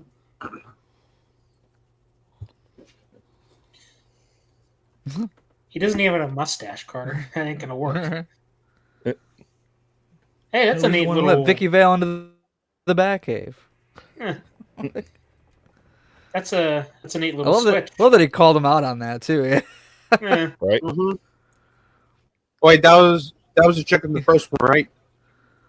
Yeah. Yeah. No, It's basically Bruce going, yeah, thanks for that, by the way. I see. This is where I had a case of the Mandela effect. When he goes in that Iron Maiden, I swear to God, I remember it being a lift that actually took him down, not dropping him down a chute. That's in that's not in Forever, is it? Because I think I know exactly the scene you're talking about. Well, yeah, I mean, he gets in that little pod when he gets into his office. He just says, Yeah. chair. Yeah. Yeah. I don't know. Maybe maybe a couple wires got mixed up in here and I just mixed them up, but I swear to God, Maybe. I remembered it that way. Because I think there is one exactly like what you're talking about. I don't remember what movie it's in though. It might be in an animated movie. Possible. It's killing me, man. I know in Batman Begins, like before the Batcave's even done, like they go down that Yeah. They go down that thing. Okay, I know it's simple, but I love that shot of Alfred just... I do too. Like, yes, sir.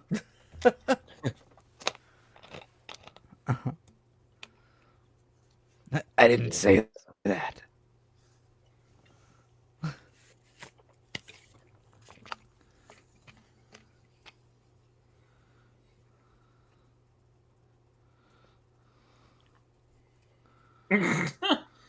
Cobblepot can't clean up shit. Have you seen his teeth? That's true.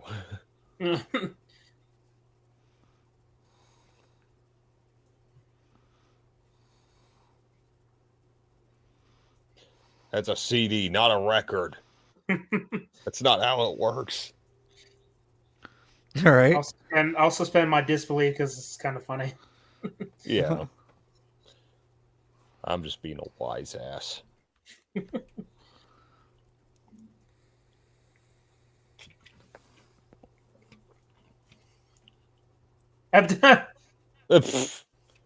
Just, well, you're screwed. Bye. Oh. Where are all these vegetables coming from? Right? Like they already have them. They were ready for it. Well, even what he says. You're right. Damn. Isn't that the $1 billion question? All right. Kind of reminds me of the chili scene from Joe Dirt. Glad it wasn't hot chili day. Getting hit with hot dogs. It don't bother me none. Yeah. That movie's so stupid, but I kind of love it. And Oh wow, he's going back to the same place he was dropped at as a kid. 33 years later, he's going back. It's like poetry; it rhymes. Oh damn, Dude, why are you just standing there? Open fire. Because they can't see him. Yeah, it doesn't matter. Like you just shooting blanks or something. Do you know It's this? a waste of bullets, man. Yeah, bullets slow down when you shoot them in water. Mm-hmm. You penguins are really testing my patience, but you are so cute. Sorry, those little penguins just swimming there. They're relentlessly adorable. Too bad they stink to high heaven. I know. A penguin is a bird who cannot fly. I am an animal.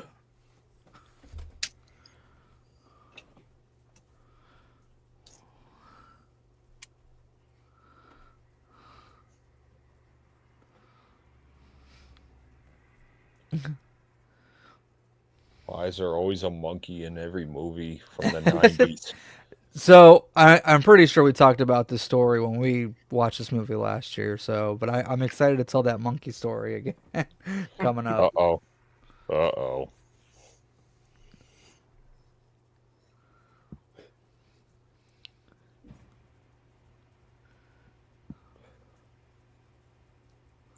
You know, for kids. For kids, yeah, we're gonna steal all the firstborn children and we're gonna kill them in the fucking sewers. I guess Pennywise was taking a few notes, right? Yeah. It's a lot. I love the way the fat clown there just objected. Yeah. Penguin? Isn't that a little That penguin just nodded at his death. They're just. Please.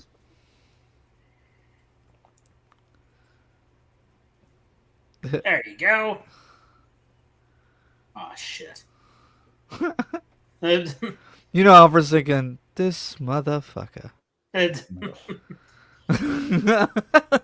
you. Hey, I see blue hair. No! It's okay. It's only the 90s. Yeah. I mean, I'm scarred. It's been scarred. No offense, but I'd be more intimidated by everything else with this eyes wide shut looking party we got going on here. Yeah. Yeah, the only thing you're missing is the ominous chanting. Who needs the ominous chanting when you got Christopher Walken?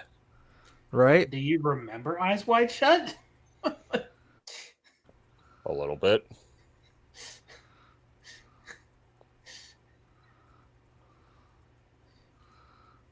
You know, if anything, the Eyes Wide Shut movie and that little and the party there kind of reminded me of like a sort of Court of Owls type scenario.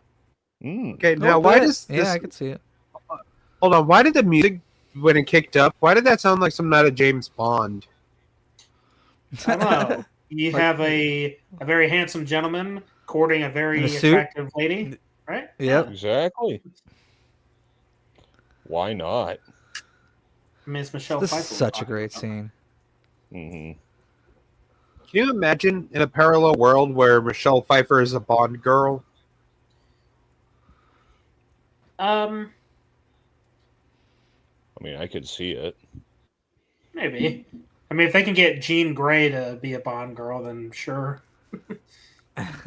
Wait, what? Oh, but she wasn't a Bond girl. She was a villain. Close enough.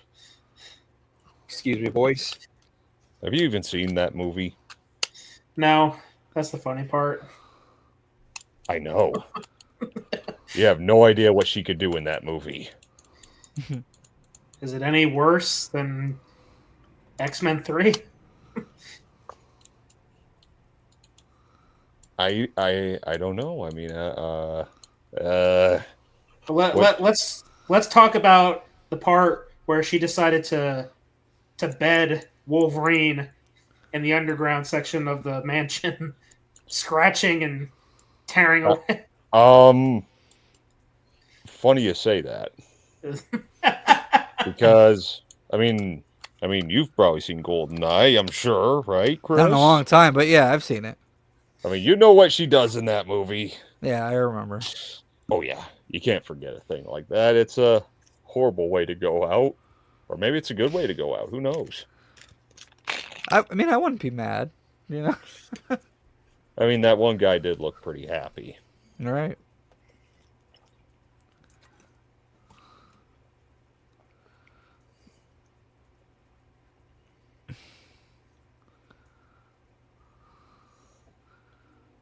We're not so different, you and I. You see, I did say that. Seriously, though, that moment of her just having that realization that she's losing her mind. Yeah, she's like, I don't know who I am. I just know that I want this guy dead. Like, yeah. Oh shit. Uh-oh. Oops. And the way they handle this. Yeah.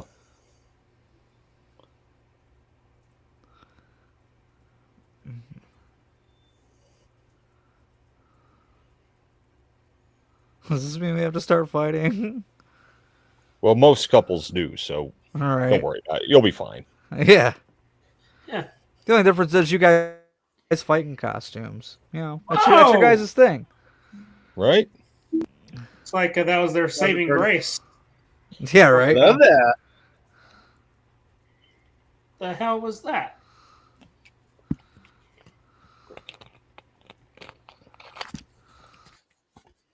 Somebody order a duck? No. But I did order a pizza. Only problem is, won't get here till tomorrow. You serious? No. What the hell? Oh, I was gonna say, what the hell kind of pizza place you ordering from? That's what I had for supper. But of course. So I crashed. Look at that ugly ass onesie.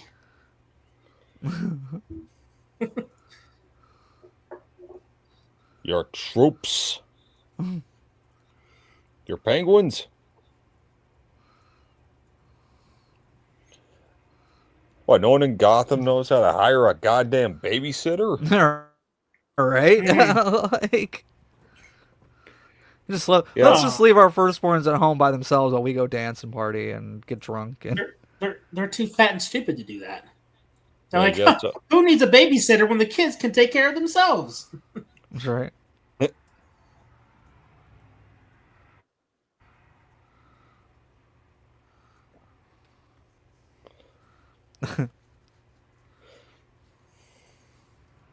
I don't, so no. You know, this is the only way you could ever get Christopher Walken to do the spare him, take me. Yeah. Like, no real emotion. Just, hey, come on. Just negotiation tactics. Yep. I mean, I guess it's better than getting on your knees and begging for your life. Though, regardless of whether you do it this way, he's above that. Yeah. I mean, regardless of whether you do it this way or the Krampus way, either way, you're screwed. Ironic because they both get tossed into the depths of hell, the depths, Tartarus, whatever. I love how I tried to pet that penguin. Mm-hmm. Dude, I love the lighting in the sewers down here because you got the green coming from one side and then you got the blue coming from the other, and I just think that's really cool. And you got the cage in the middle. Hell yeah! The way that the light is refracting off of the water. Yeah. Nice. Yep. Mm-hmm. The way you can see the water moving on the rocks. Yeah. Nice aesthetics. Oh yeah. Oh yeah. Oh no! Bless you, Bo Welch. He's got the umbrella. Oh yeah, look at that, Carter. Complete with duckies on them. No, Carter, you're not going to be seeing any Mr. X's or Nemesis running around. Good. That's those are the last people I want to expect. And they're taking them all on the circus train. That's the great. Look at this shit. Right. Go, go, go! My God. This is fucking beyond belief!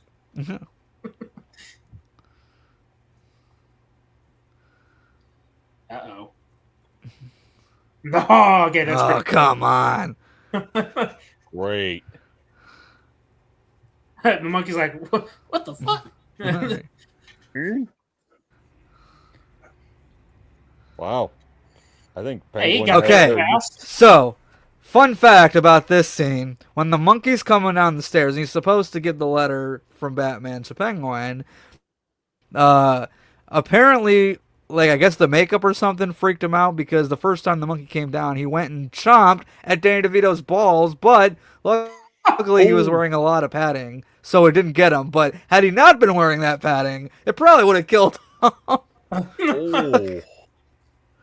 Jeez. Yeah. I mean, can you blame the monkey? I mean, I wouldn't go.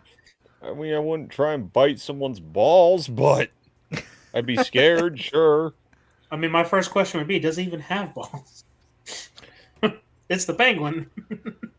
I don't know. I don't think about those sort of things.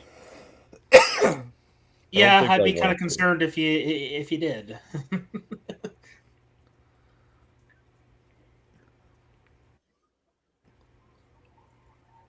Aha, see, I knew it. There's only two. Yep. Wow.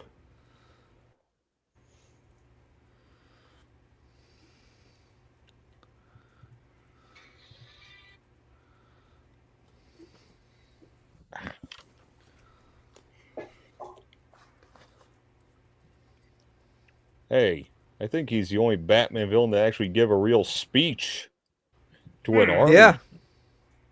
There's a great shot coming up where like a penguin's just like buzzing by Batman while he's on his way, and he just kind of looks like, yeah, this is my life. That just fucking happened. Like that it's a very quick moment, but he just kind of gives like this look like, yep, this is what my life is. Or hey, you know what? Story of my life. See, one of the things I really like about this movie is just how much it inspired like the Lego games. So, in the first Lego Batman, I remember specifically, whenever you play as Penguin, you can launch a bomb, a penguin bomb. Yeah. Where he plays the lined-up penguin and then it just go. Mm-hmm. It's nice. I liked playing as the villains in that game. Was very entertaining. Oh, yeah. Seeing the different perspectives of the story. Yeah. Mm-hmm. Of course, when you actually got to play through Arkham Asylum as well, the music that was playing. Nostalgic. Mm-hmm. Yeah. Could you have really made Lego Bat... Like I said, when I first played Lego Batman and when I first heard, like, oh my god, they're using Danny Elfman's music. Yeah. Just put a big fucking smile on my face. Yeah. That game is iconic just for that. Mm-hmm. Utilizing it. Of course, I do like Lego Batman 2 as well. It's just when they started introducing the Lego figures talking, that's where I was kind of like, I don't know about this. It's got more charm if they don't talk and they just make noises. Yeah. Like I said about Lego Star Wars, when you get to the "No, I am your father." No, Vader literally just pulls out a picture like. Yeah.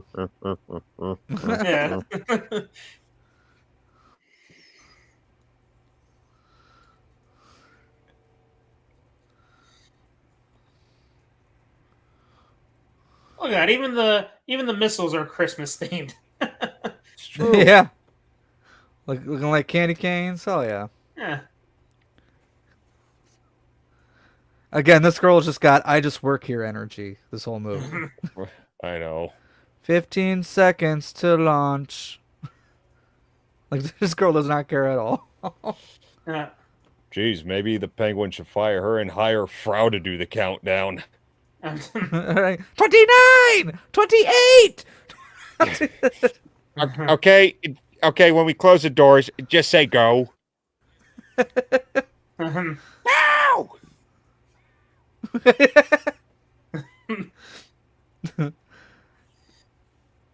I'm gonna have to like re-edit those scenes together. That would be great. Yeah. Oh, they seem to be.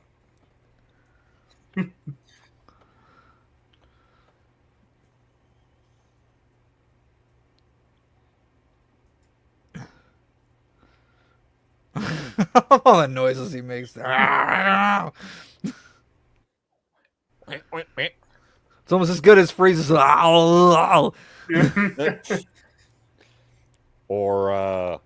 that luchador's bomb.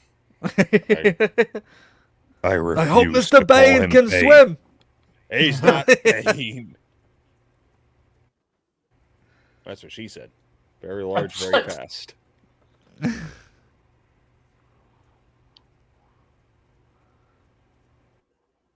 Have you guys done Batman and Robin yet, or have you just done Forever 89 and this one? We did already. Oh yeah, a You couple did of already? years ago. It's part of Yeah. the dumpster. Yep. Oh yeah. That's right. But if you want to do it again in the future, well, I mean, we're not against. Yeah, if rewatching you guys movies. if you guys are up to that, I'm down for sure. Yeah.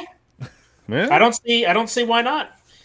We become accustomed to rewatching movies we've already watched. I mean, Yeah, I've done it too. We're making it a tradition to watch the Fog every April There you 21st. go. There you go. Hell yeah. This coming 2025 will be year 3.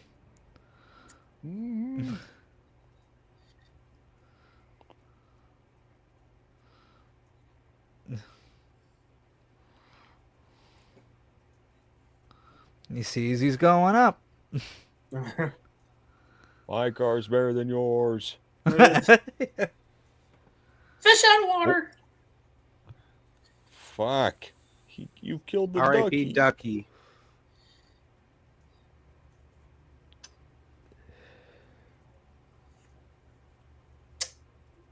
My favorite Christopher Walken moment in this movie is coming up soon, where he's like, "Bruce Wayne, why are you dressed up like Batman?" That Selena should Kyle, be you fired. Okay, you know what? I think the whole "why you dressed up like Batman" that should be on a T-shirt. Just have like, right? Just have an image of Christopher Walken there, and the captions: "Why you dressed like Batman?" Why are you dressed up like Batman? My gadget's better than yours. Yeah, That's See, that once eye again, the shot. eyes. Yep. Amazing. Yes, sir. And I love how he's lit here too. Yeah. Like most of them's completely in shadow. Well, you got to make him look good. And I always felt like him holding that fucking device there has always been one of my favorite shots Yeah. of Keaton. For sure. Oops.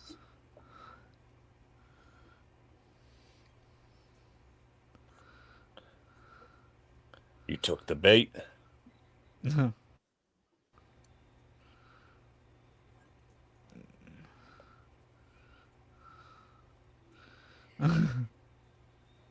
Drop dead. That's how I was born, Penguin. Got thrashed by Right. bats. Oh, well.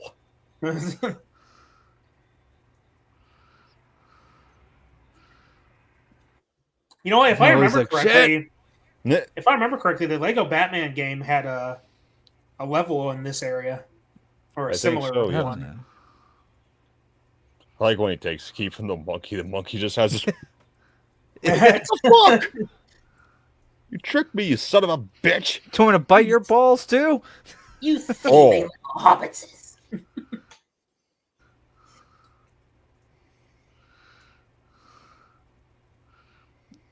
Blood, Max. My blood I gave at the office.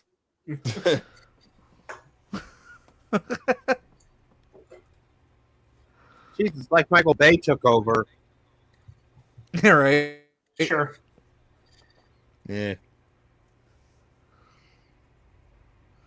Ooh, hello, kitty cat. Hey, all right. One of my favorite shots of her.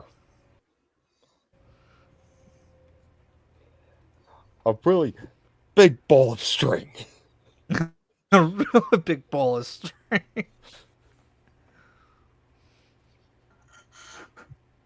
My blood I gave at the office.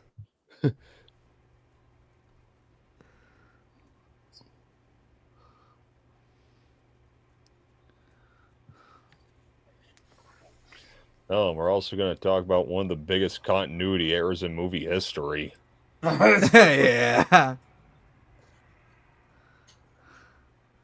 I love that. Shut up, you're going to jail. But for what?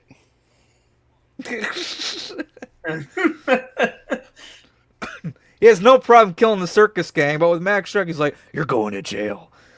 Right?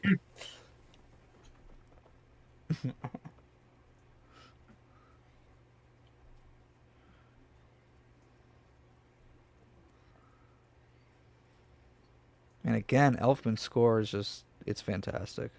Mm-hmm.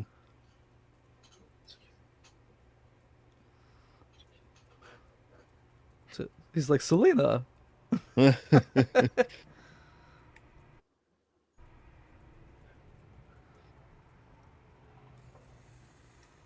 Split right down the center.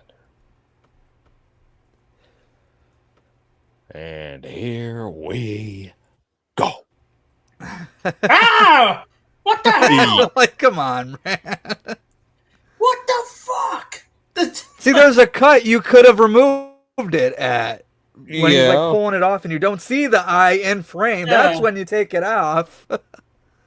Right? If you wanted to do it that way, right? If you didn't want to have the eye makeup there, like that's one way you could have done that. Or maybe start the shot from behind and then Yeah. pan around Sure, him as he yeah. begins to take it off. Like there are ways you could have gotten around that. Are we just gonna talk? Like about I'm the fact fine if that- they don't want to have the eye makeup on him when he Yeah. unmasks. I'm cool Are with we? that. But Are we not gonna mention the fact that he just freaking peeled the mask off? Yeah. yeah, Like It's rubber. it's like Bruce man, Wayne, why are you dressed up like Batman? Was. Was Selena Kyle, you're fired.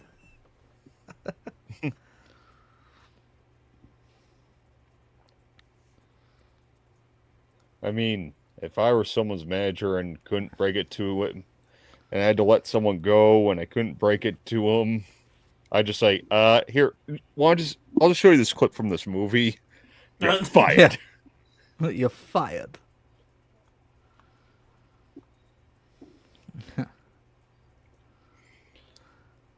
Five, six, grab your crucifix.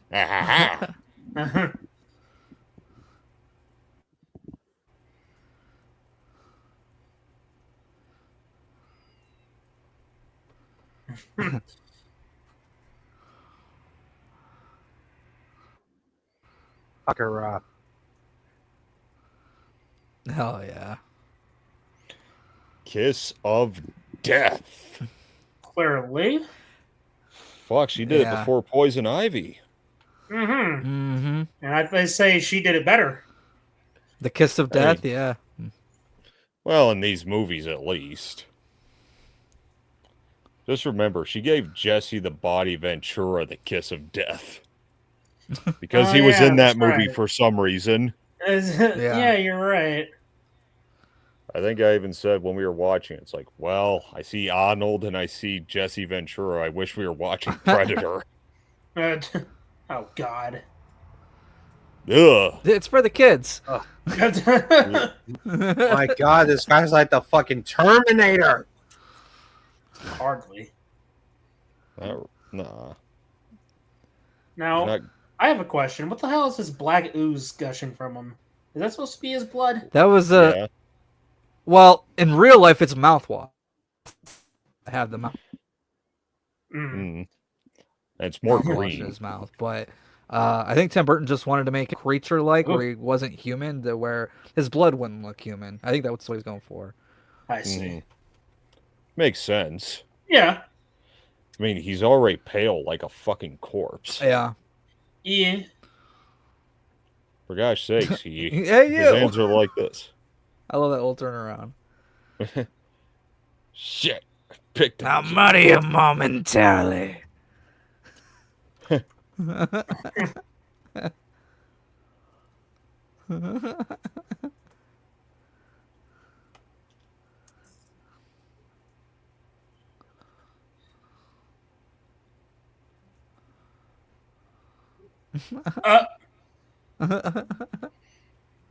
Kind of. Yeah. And his little funeral moment here, his little penguin funeral. Yeah, the death march. It's the Penguin family, you know? Yeah. March of the Penguins? Yeah. Hey, you'd be surprised. I've seen animals hold funerals. I've seen cats cry. I've seen cows. It was kind of weird.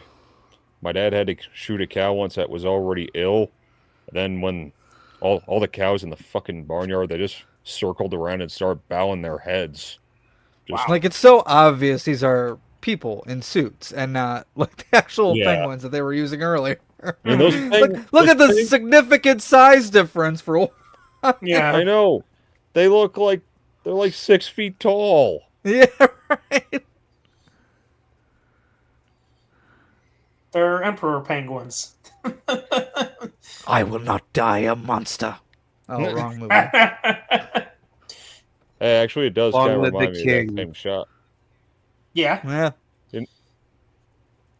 But, fuck. Shit, I forgot what I was going to say. Oh, wait, now I remember.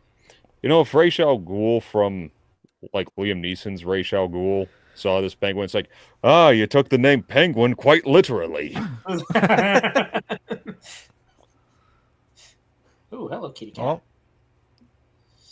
I see you took the name of the penguin quite literally. I love how I had Alfred come pick him up because his fucking his travel's fucked right now. Yeah. It's in the shop. He lost then the again- Batmobile and the Batboat. But then again, I've always wondered, how much longer does this take place after the events that had That's already a transpired? good point. Like, they were already pretty close to Christmas the rest of the movie, so I can't imagine it was that much of a time gap. Yeah. Like, I mean, maybe he got home himself, but then he said, Alfred, let's just go for a drive. I need to clear my head. Yeah. I 'Cause this mean, is I like, can see that. because this is either Christmas Eve or Christmas Day, but I do think it's Christmas Eve. It got that Oh, yeah. Christmas Eve feel to it. Well, I hope that black cat brings some good luck. I'm sure it will. Right. Hope so too. By the way, another reason why Batman Forever is not a sequel to this movie. I don't see the cat in Batman Forever. Do you? No, she was supposed to be. In fact, I've read like an early version of what Tim Burton's Batman Forever, like what was gonna be, and yeah, Catwoman was there. Makes sense. So was Marlon Wayans as Robin. Like, Jesus.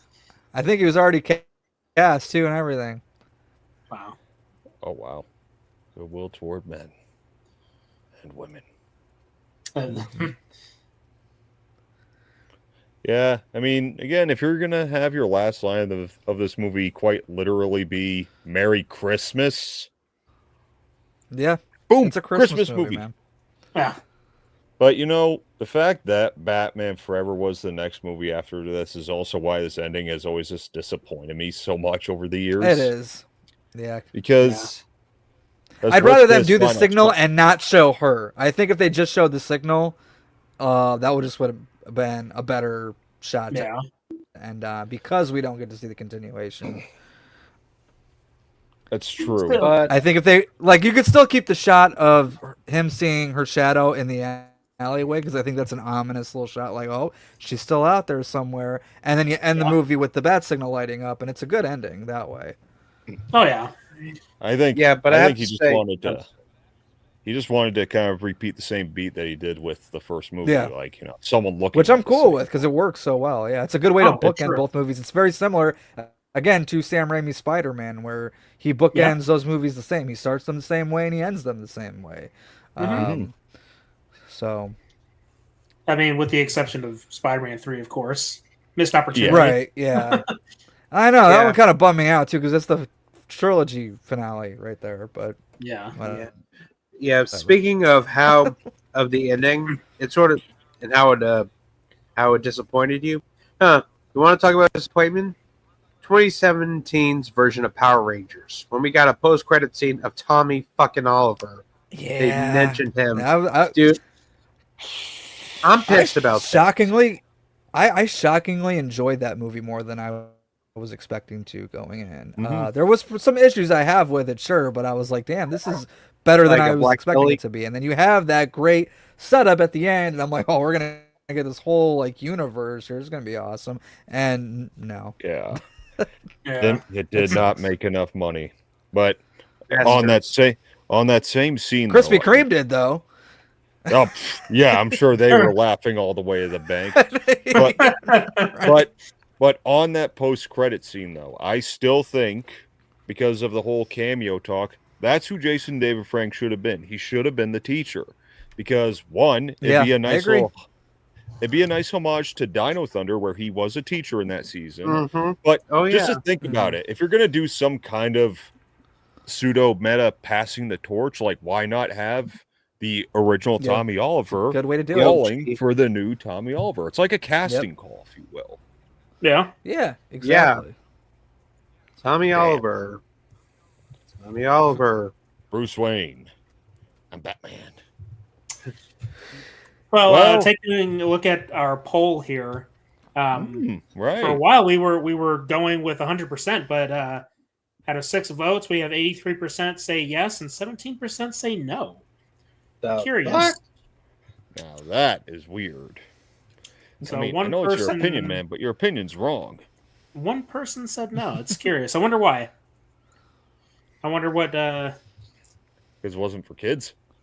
Yeah, I mean, if you're gonna market it for kids, then wow, ass ton of sexual innuendos and certain moments, bloody noses. Christopher Walken. Plot lines where they're stealing the firstborn sons. You're gonna kill them in the sewers. That's a very good Christmas theme, right? Yeah. I mean, if the Grinch could steal presents, like, you could very well just have your montage of fucking penguins stealing the children.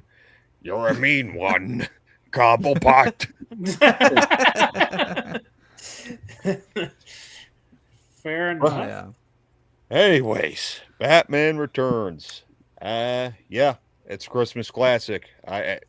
If you need something that isn't just a conventional Christmas movie, but you just need some action, complete with superheroes and, as we were just saying just before, innuendos and bloody noses and Christopher Walken, well, Batman Returns has got you covered. And yes, for sure. It still ranks high in my Batman movie ranking. Mine too. Like, I think I have it at number 5 actually. Okay. So mine's at like 4 or 5 as well. Yeah, just for me, it's just behind the Batman, Batman Begins, and Dark Knight and Batman. But hell yeah. I actually think I like this movie more and more the more I go back to it. So it's fun. It's a fun one. You can get pretty sentimental about it during the holidays too. Kind of helps out with your enjoyment of it. It's got good too. There's a lot of like Christmas stuff just around Gotham City. Fucking jolly. For sure. Oh yeah. For sure. And I actually do like that Burton did have some more of his own creative control here, just making it a little more of his own. Because, well, I mean, Warner Brothers, well, again, we know what they're like. Yeah, I mean, considering that this was his last one, he went out with a bang in many ways. Yeah, and this movie is also the reason he was unable to actually direct Nightmare Before Christmas. So, wow. Yeah. Movie contracts, man.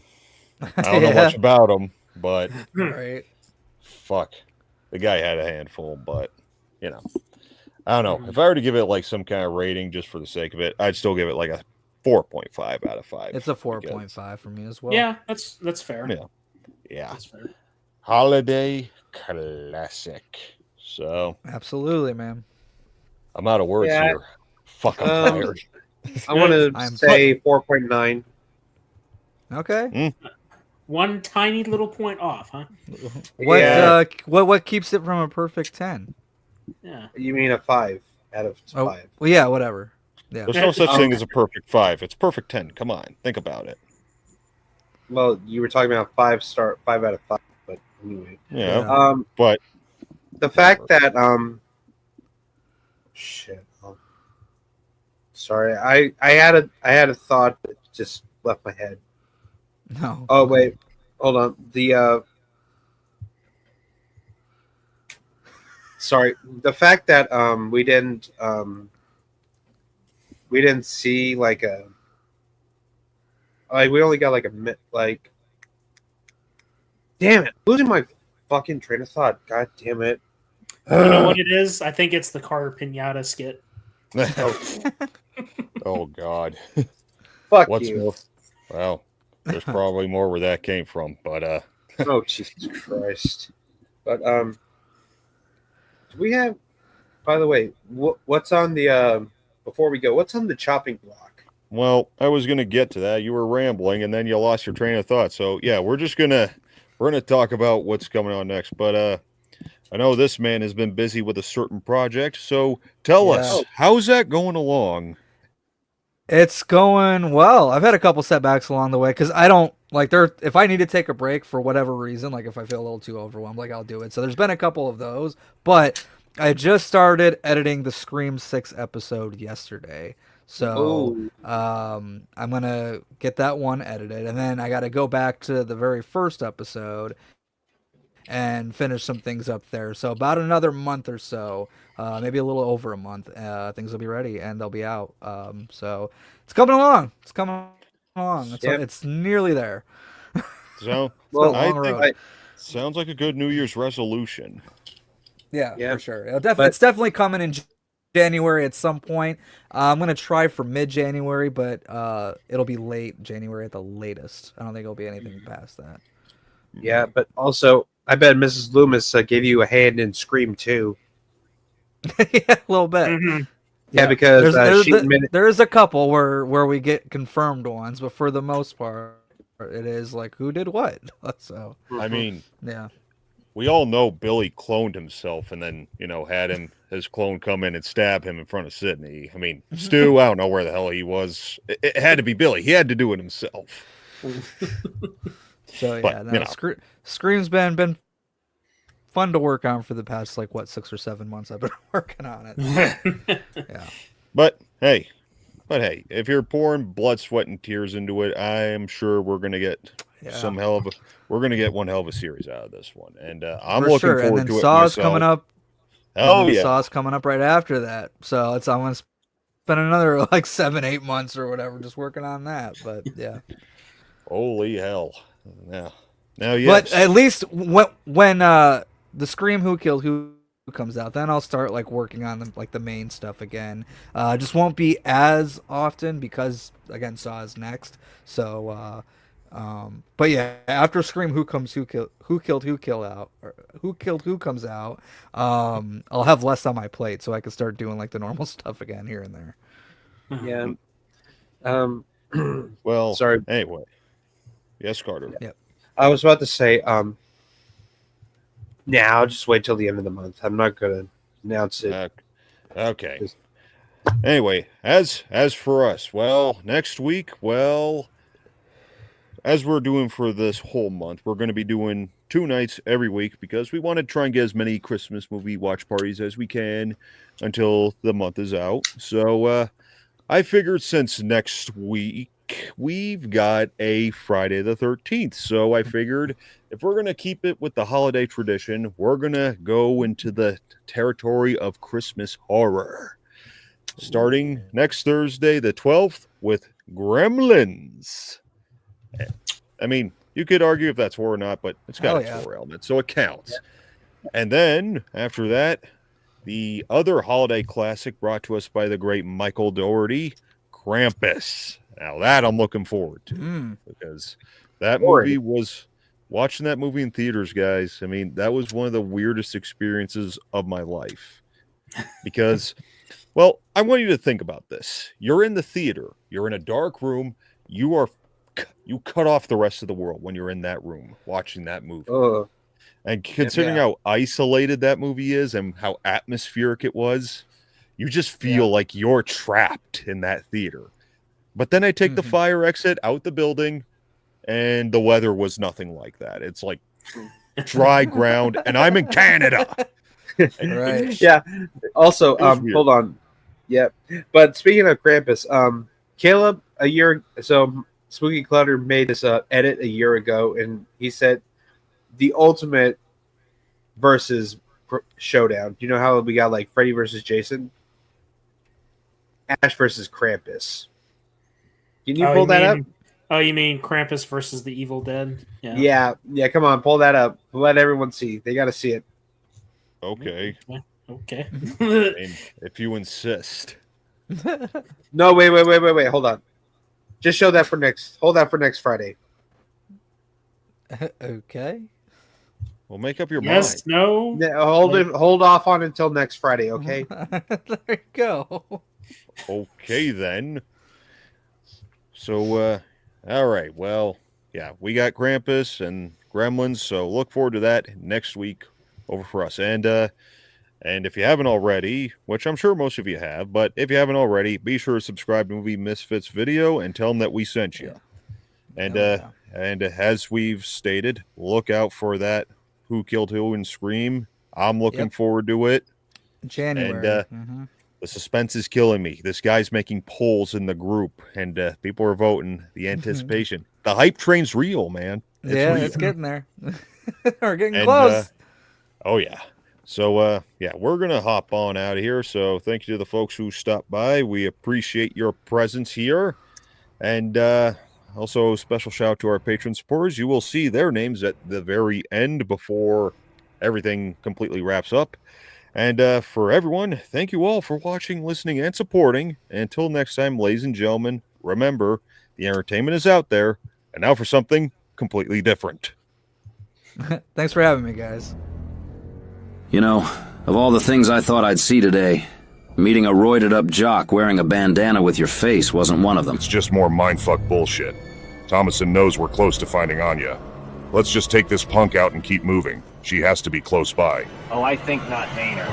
You see, you won't be able to beat me because I am you, but better. Your obsession with Anya almost makes you a simp.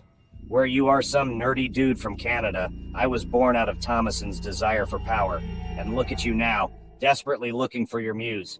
How pathetic. You're one to talk, you pale prick. You're the ultimate simp by white knighting for a being who doesn't give a shit about anyone but herself. Look at you with your stupid bandana. Did your queen give it to you? For that, I'm gonna rip your guts out. No challenge at all. I can't believe Thomason would cook up such a retarded meathead and make it look like me. I guess she really hates you that much. And I can understand why. In many ways, you're Anya's world. Her everything. In Thomason's eyes, you are a huge obstacle blocking her way to ultimate power. Yeah, maybe you're right. All the more reason to push forward. We can save Anya and be rid of Thomason for good. At least I hope. You stupid nerdy vermin. You think you can just humiliate Boehner the Great with your stupid Batman costume and get away with it? Prepare to die. Huh? No!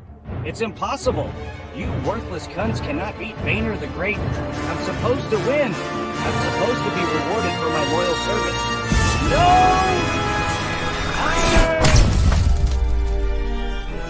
Holy shit, Caleb, what the fuck? Watch your back next time, and never underestimate a downed opponent. They can always spring back to life for one more scare. Ah! You twisted freak!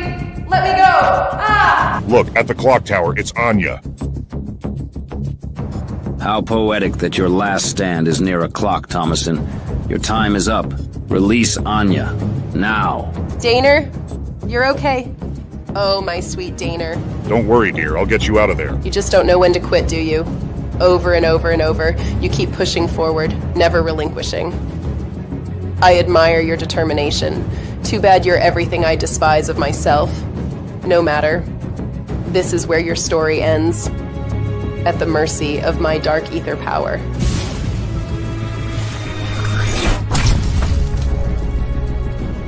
Not this time, Thomason. This time, we put you in your place, on the fucking ground.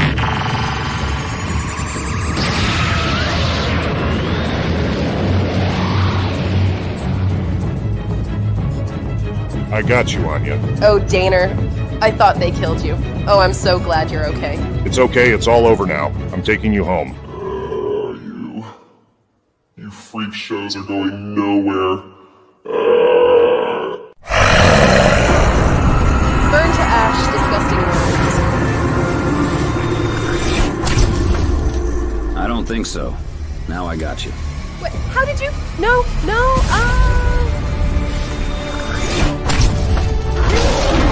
Holy fucking shit! My god, what's happening? Caleb, what's happening? What have you done?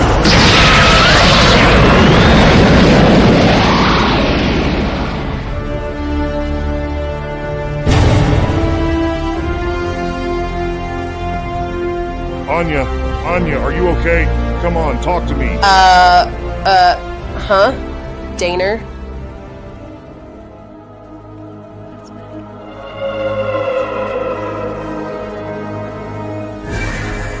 Oh my god, it's really you.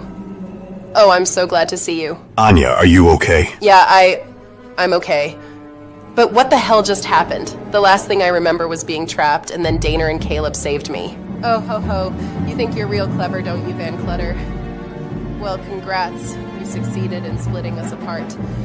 How you managed to do that is beyond me. That type of power is only possible in the hands of Dark Aether Lords and the gods. Just wait till I get my hands on you.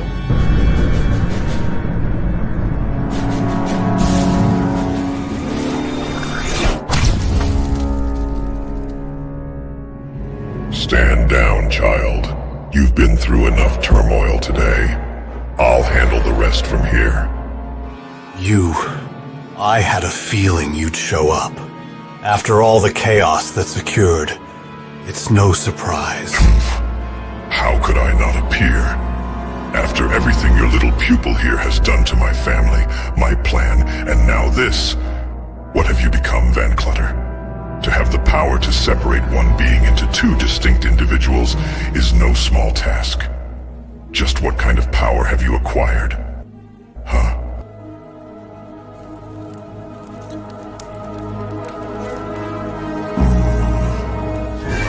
It's time to go now, ladies. We will discuss everything after you have recovered. Enjoy this small victory while you can, because when we meet again, I will crush you. There will be nothing but stains left behind. Just try it. I'll make you regret coming back. When I send you and your pathetic master to the underworld, tell the filthy demons a new power will take shape. One that does not tolerate worms like you. We'll see. As for you, Sleepy Joe, you better pray your new friends can protect you. Those who betray me will have a swift death soon enough.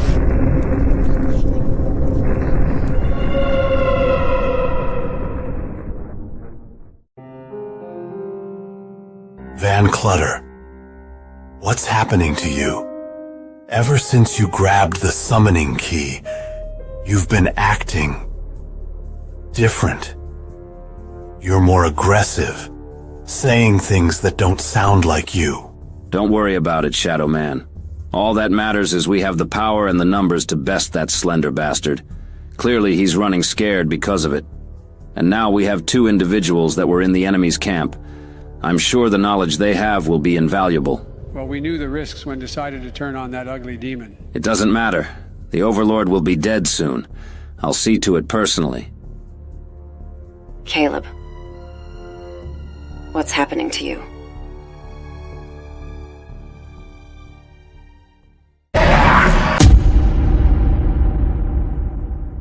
Special Agent Spooky Clutter. I'm Special Agent Carter Sauce. Special Agent Dr. Richtofen. And until next time, fellow investigators, remember.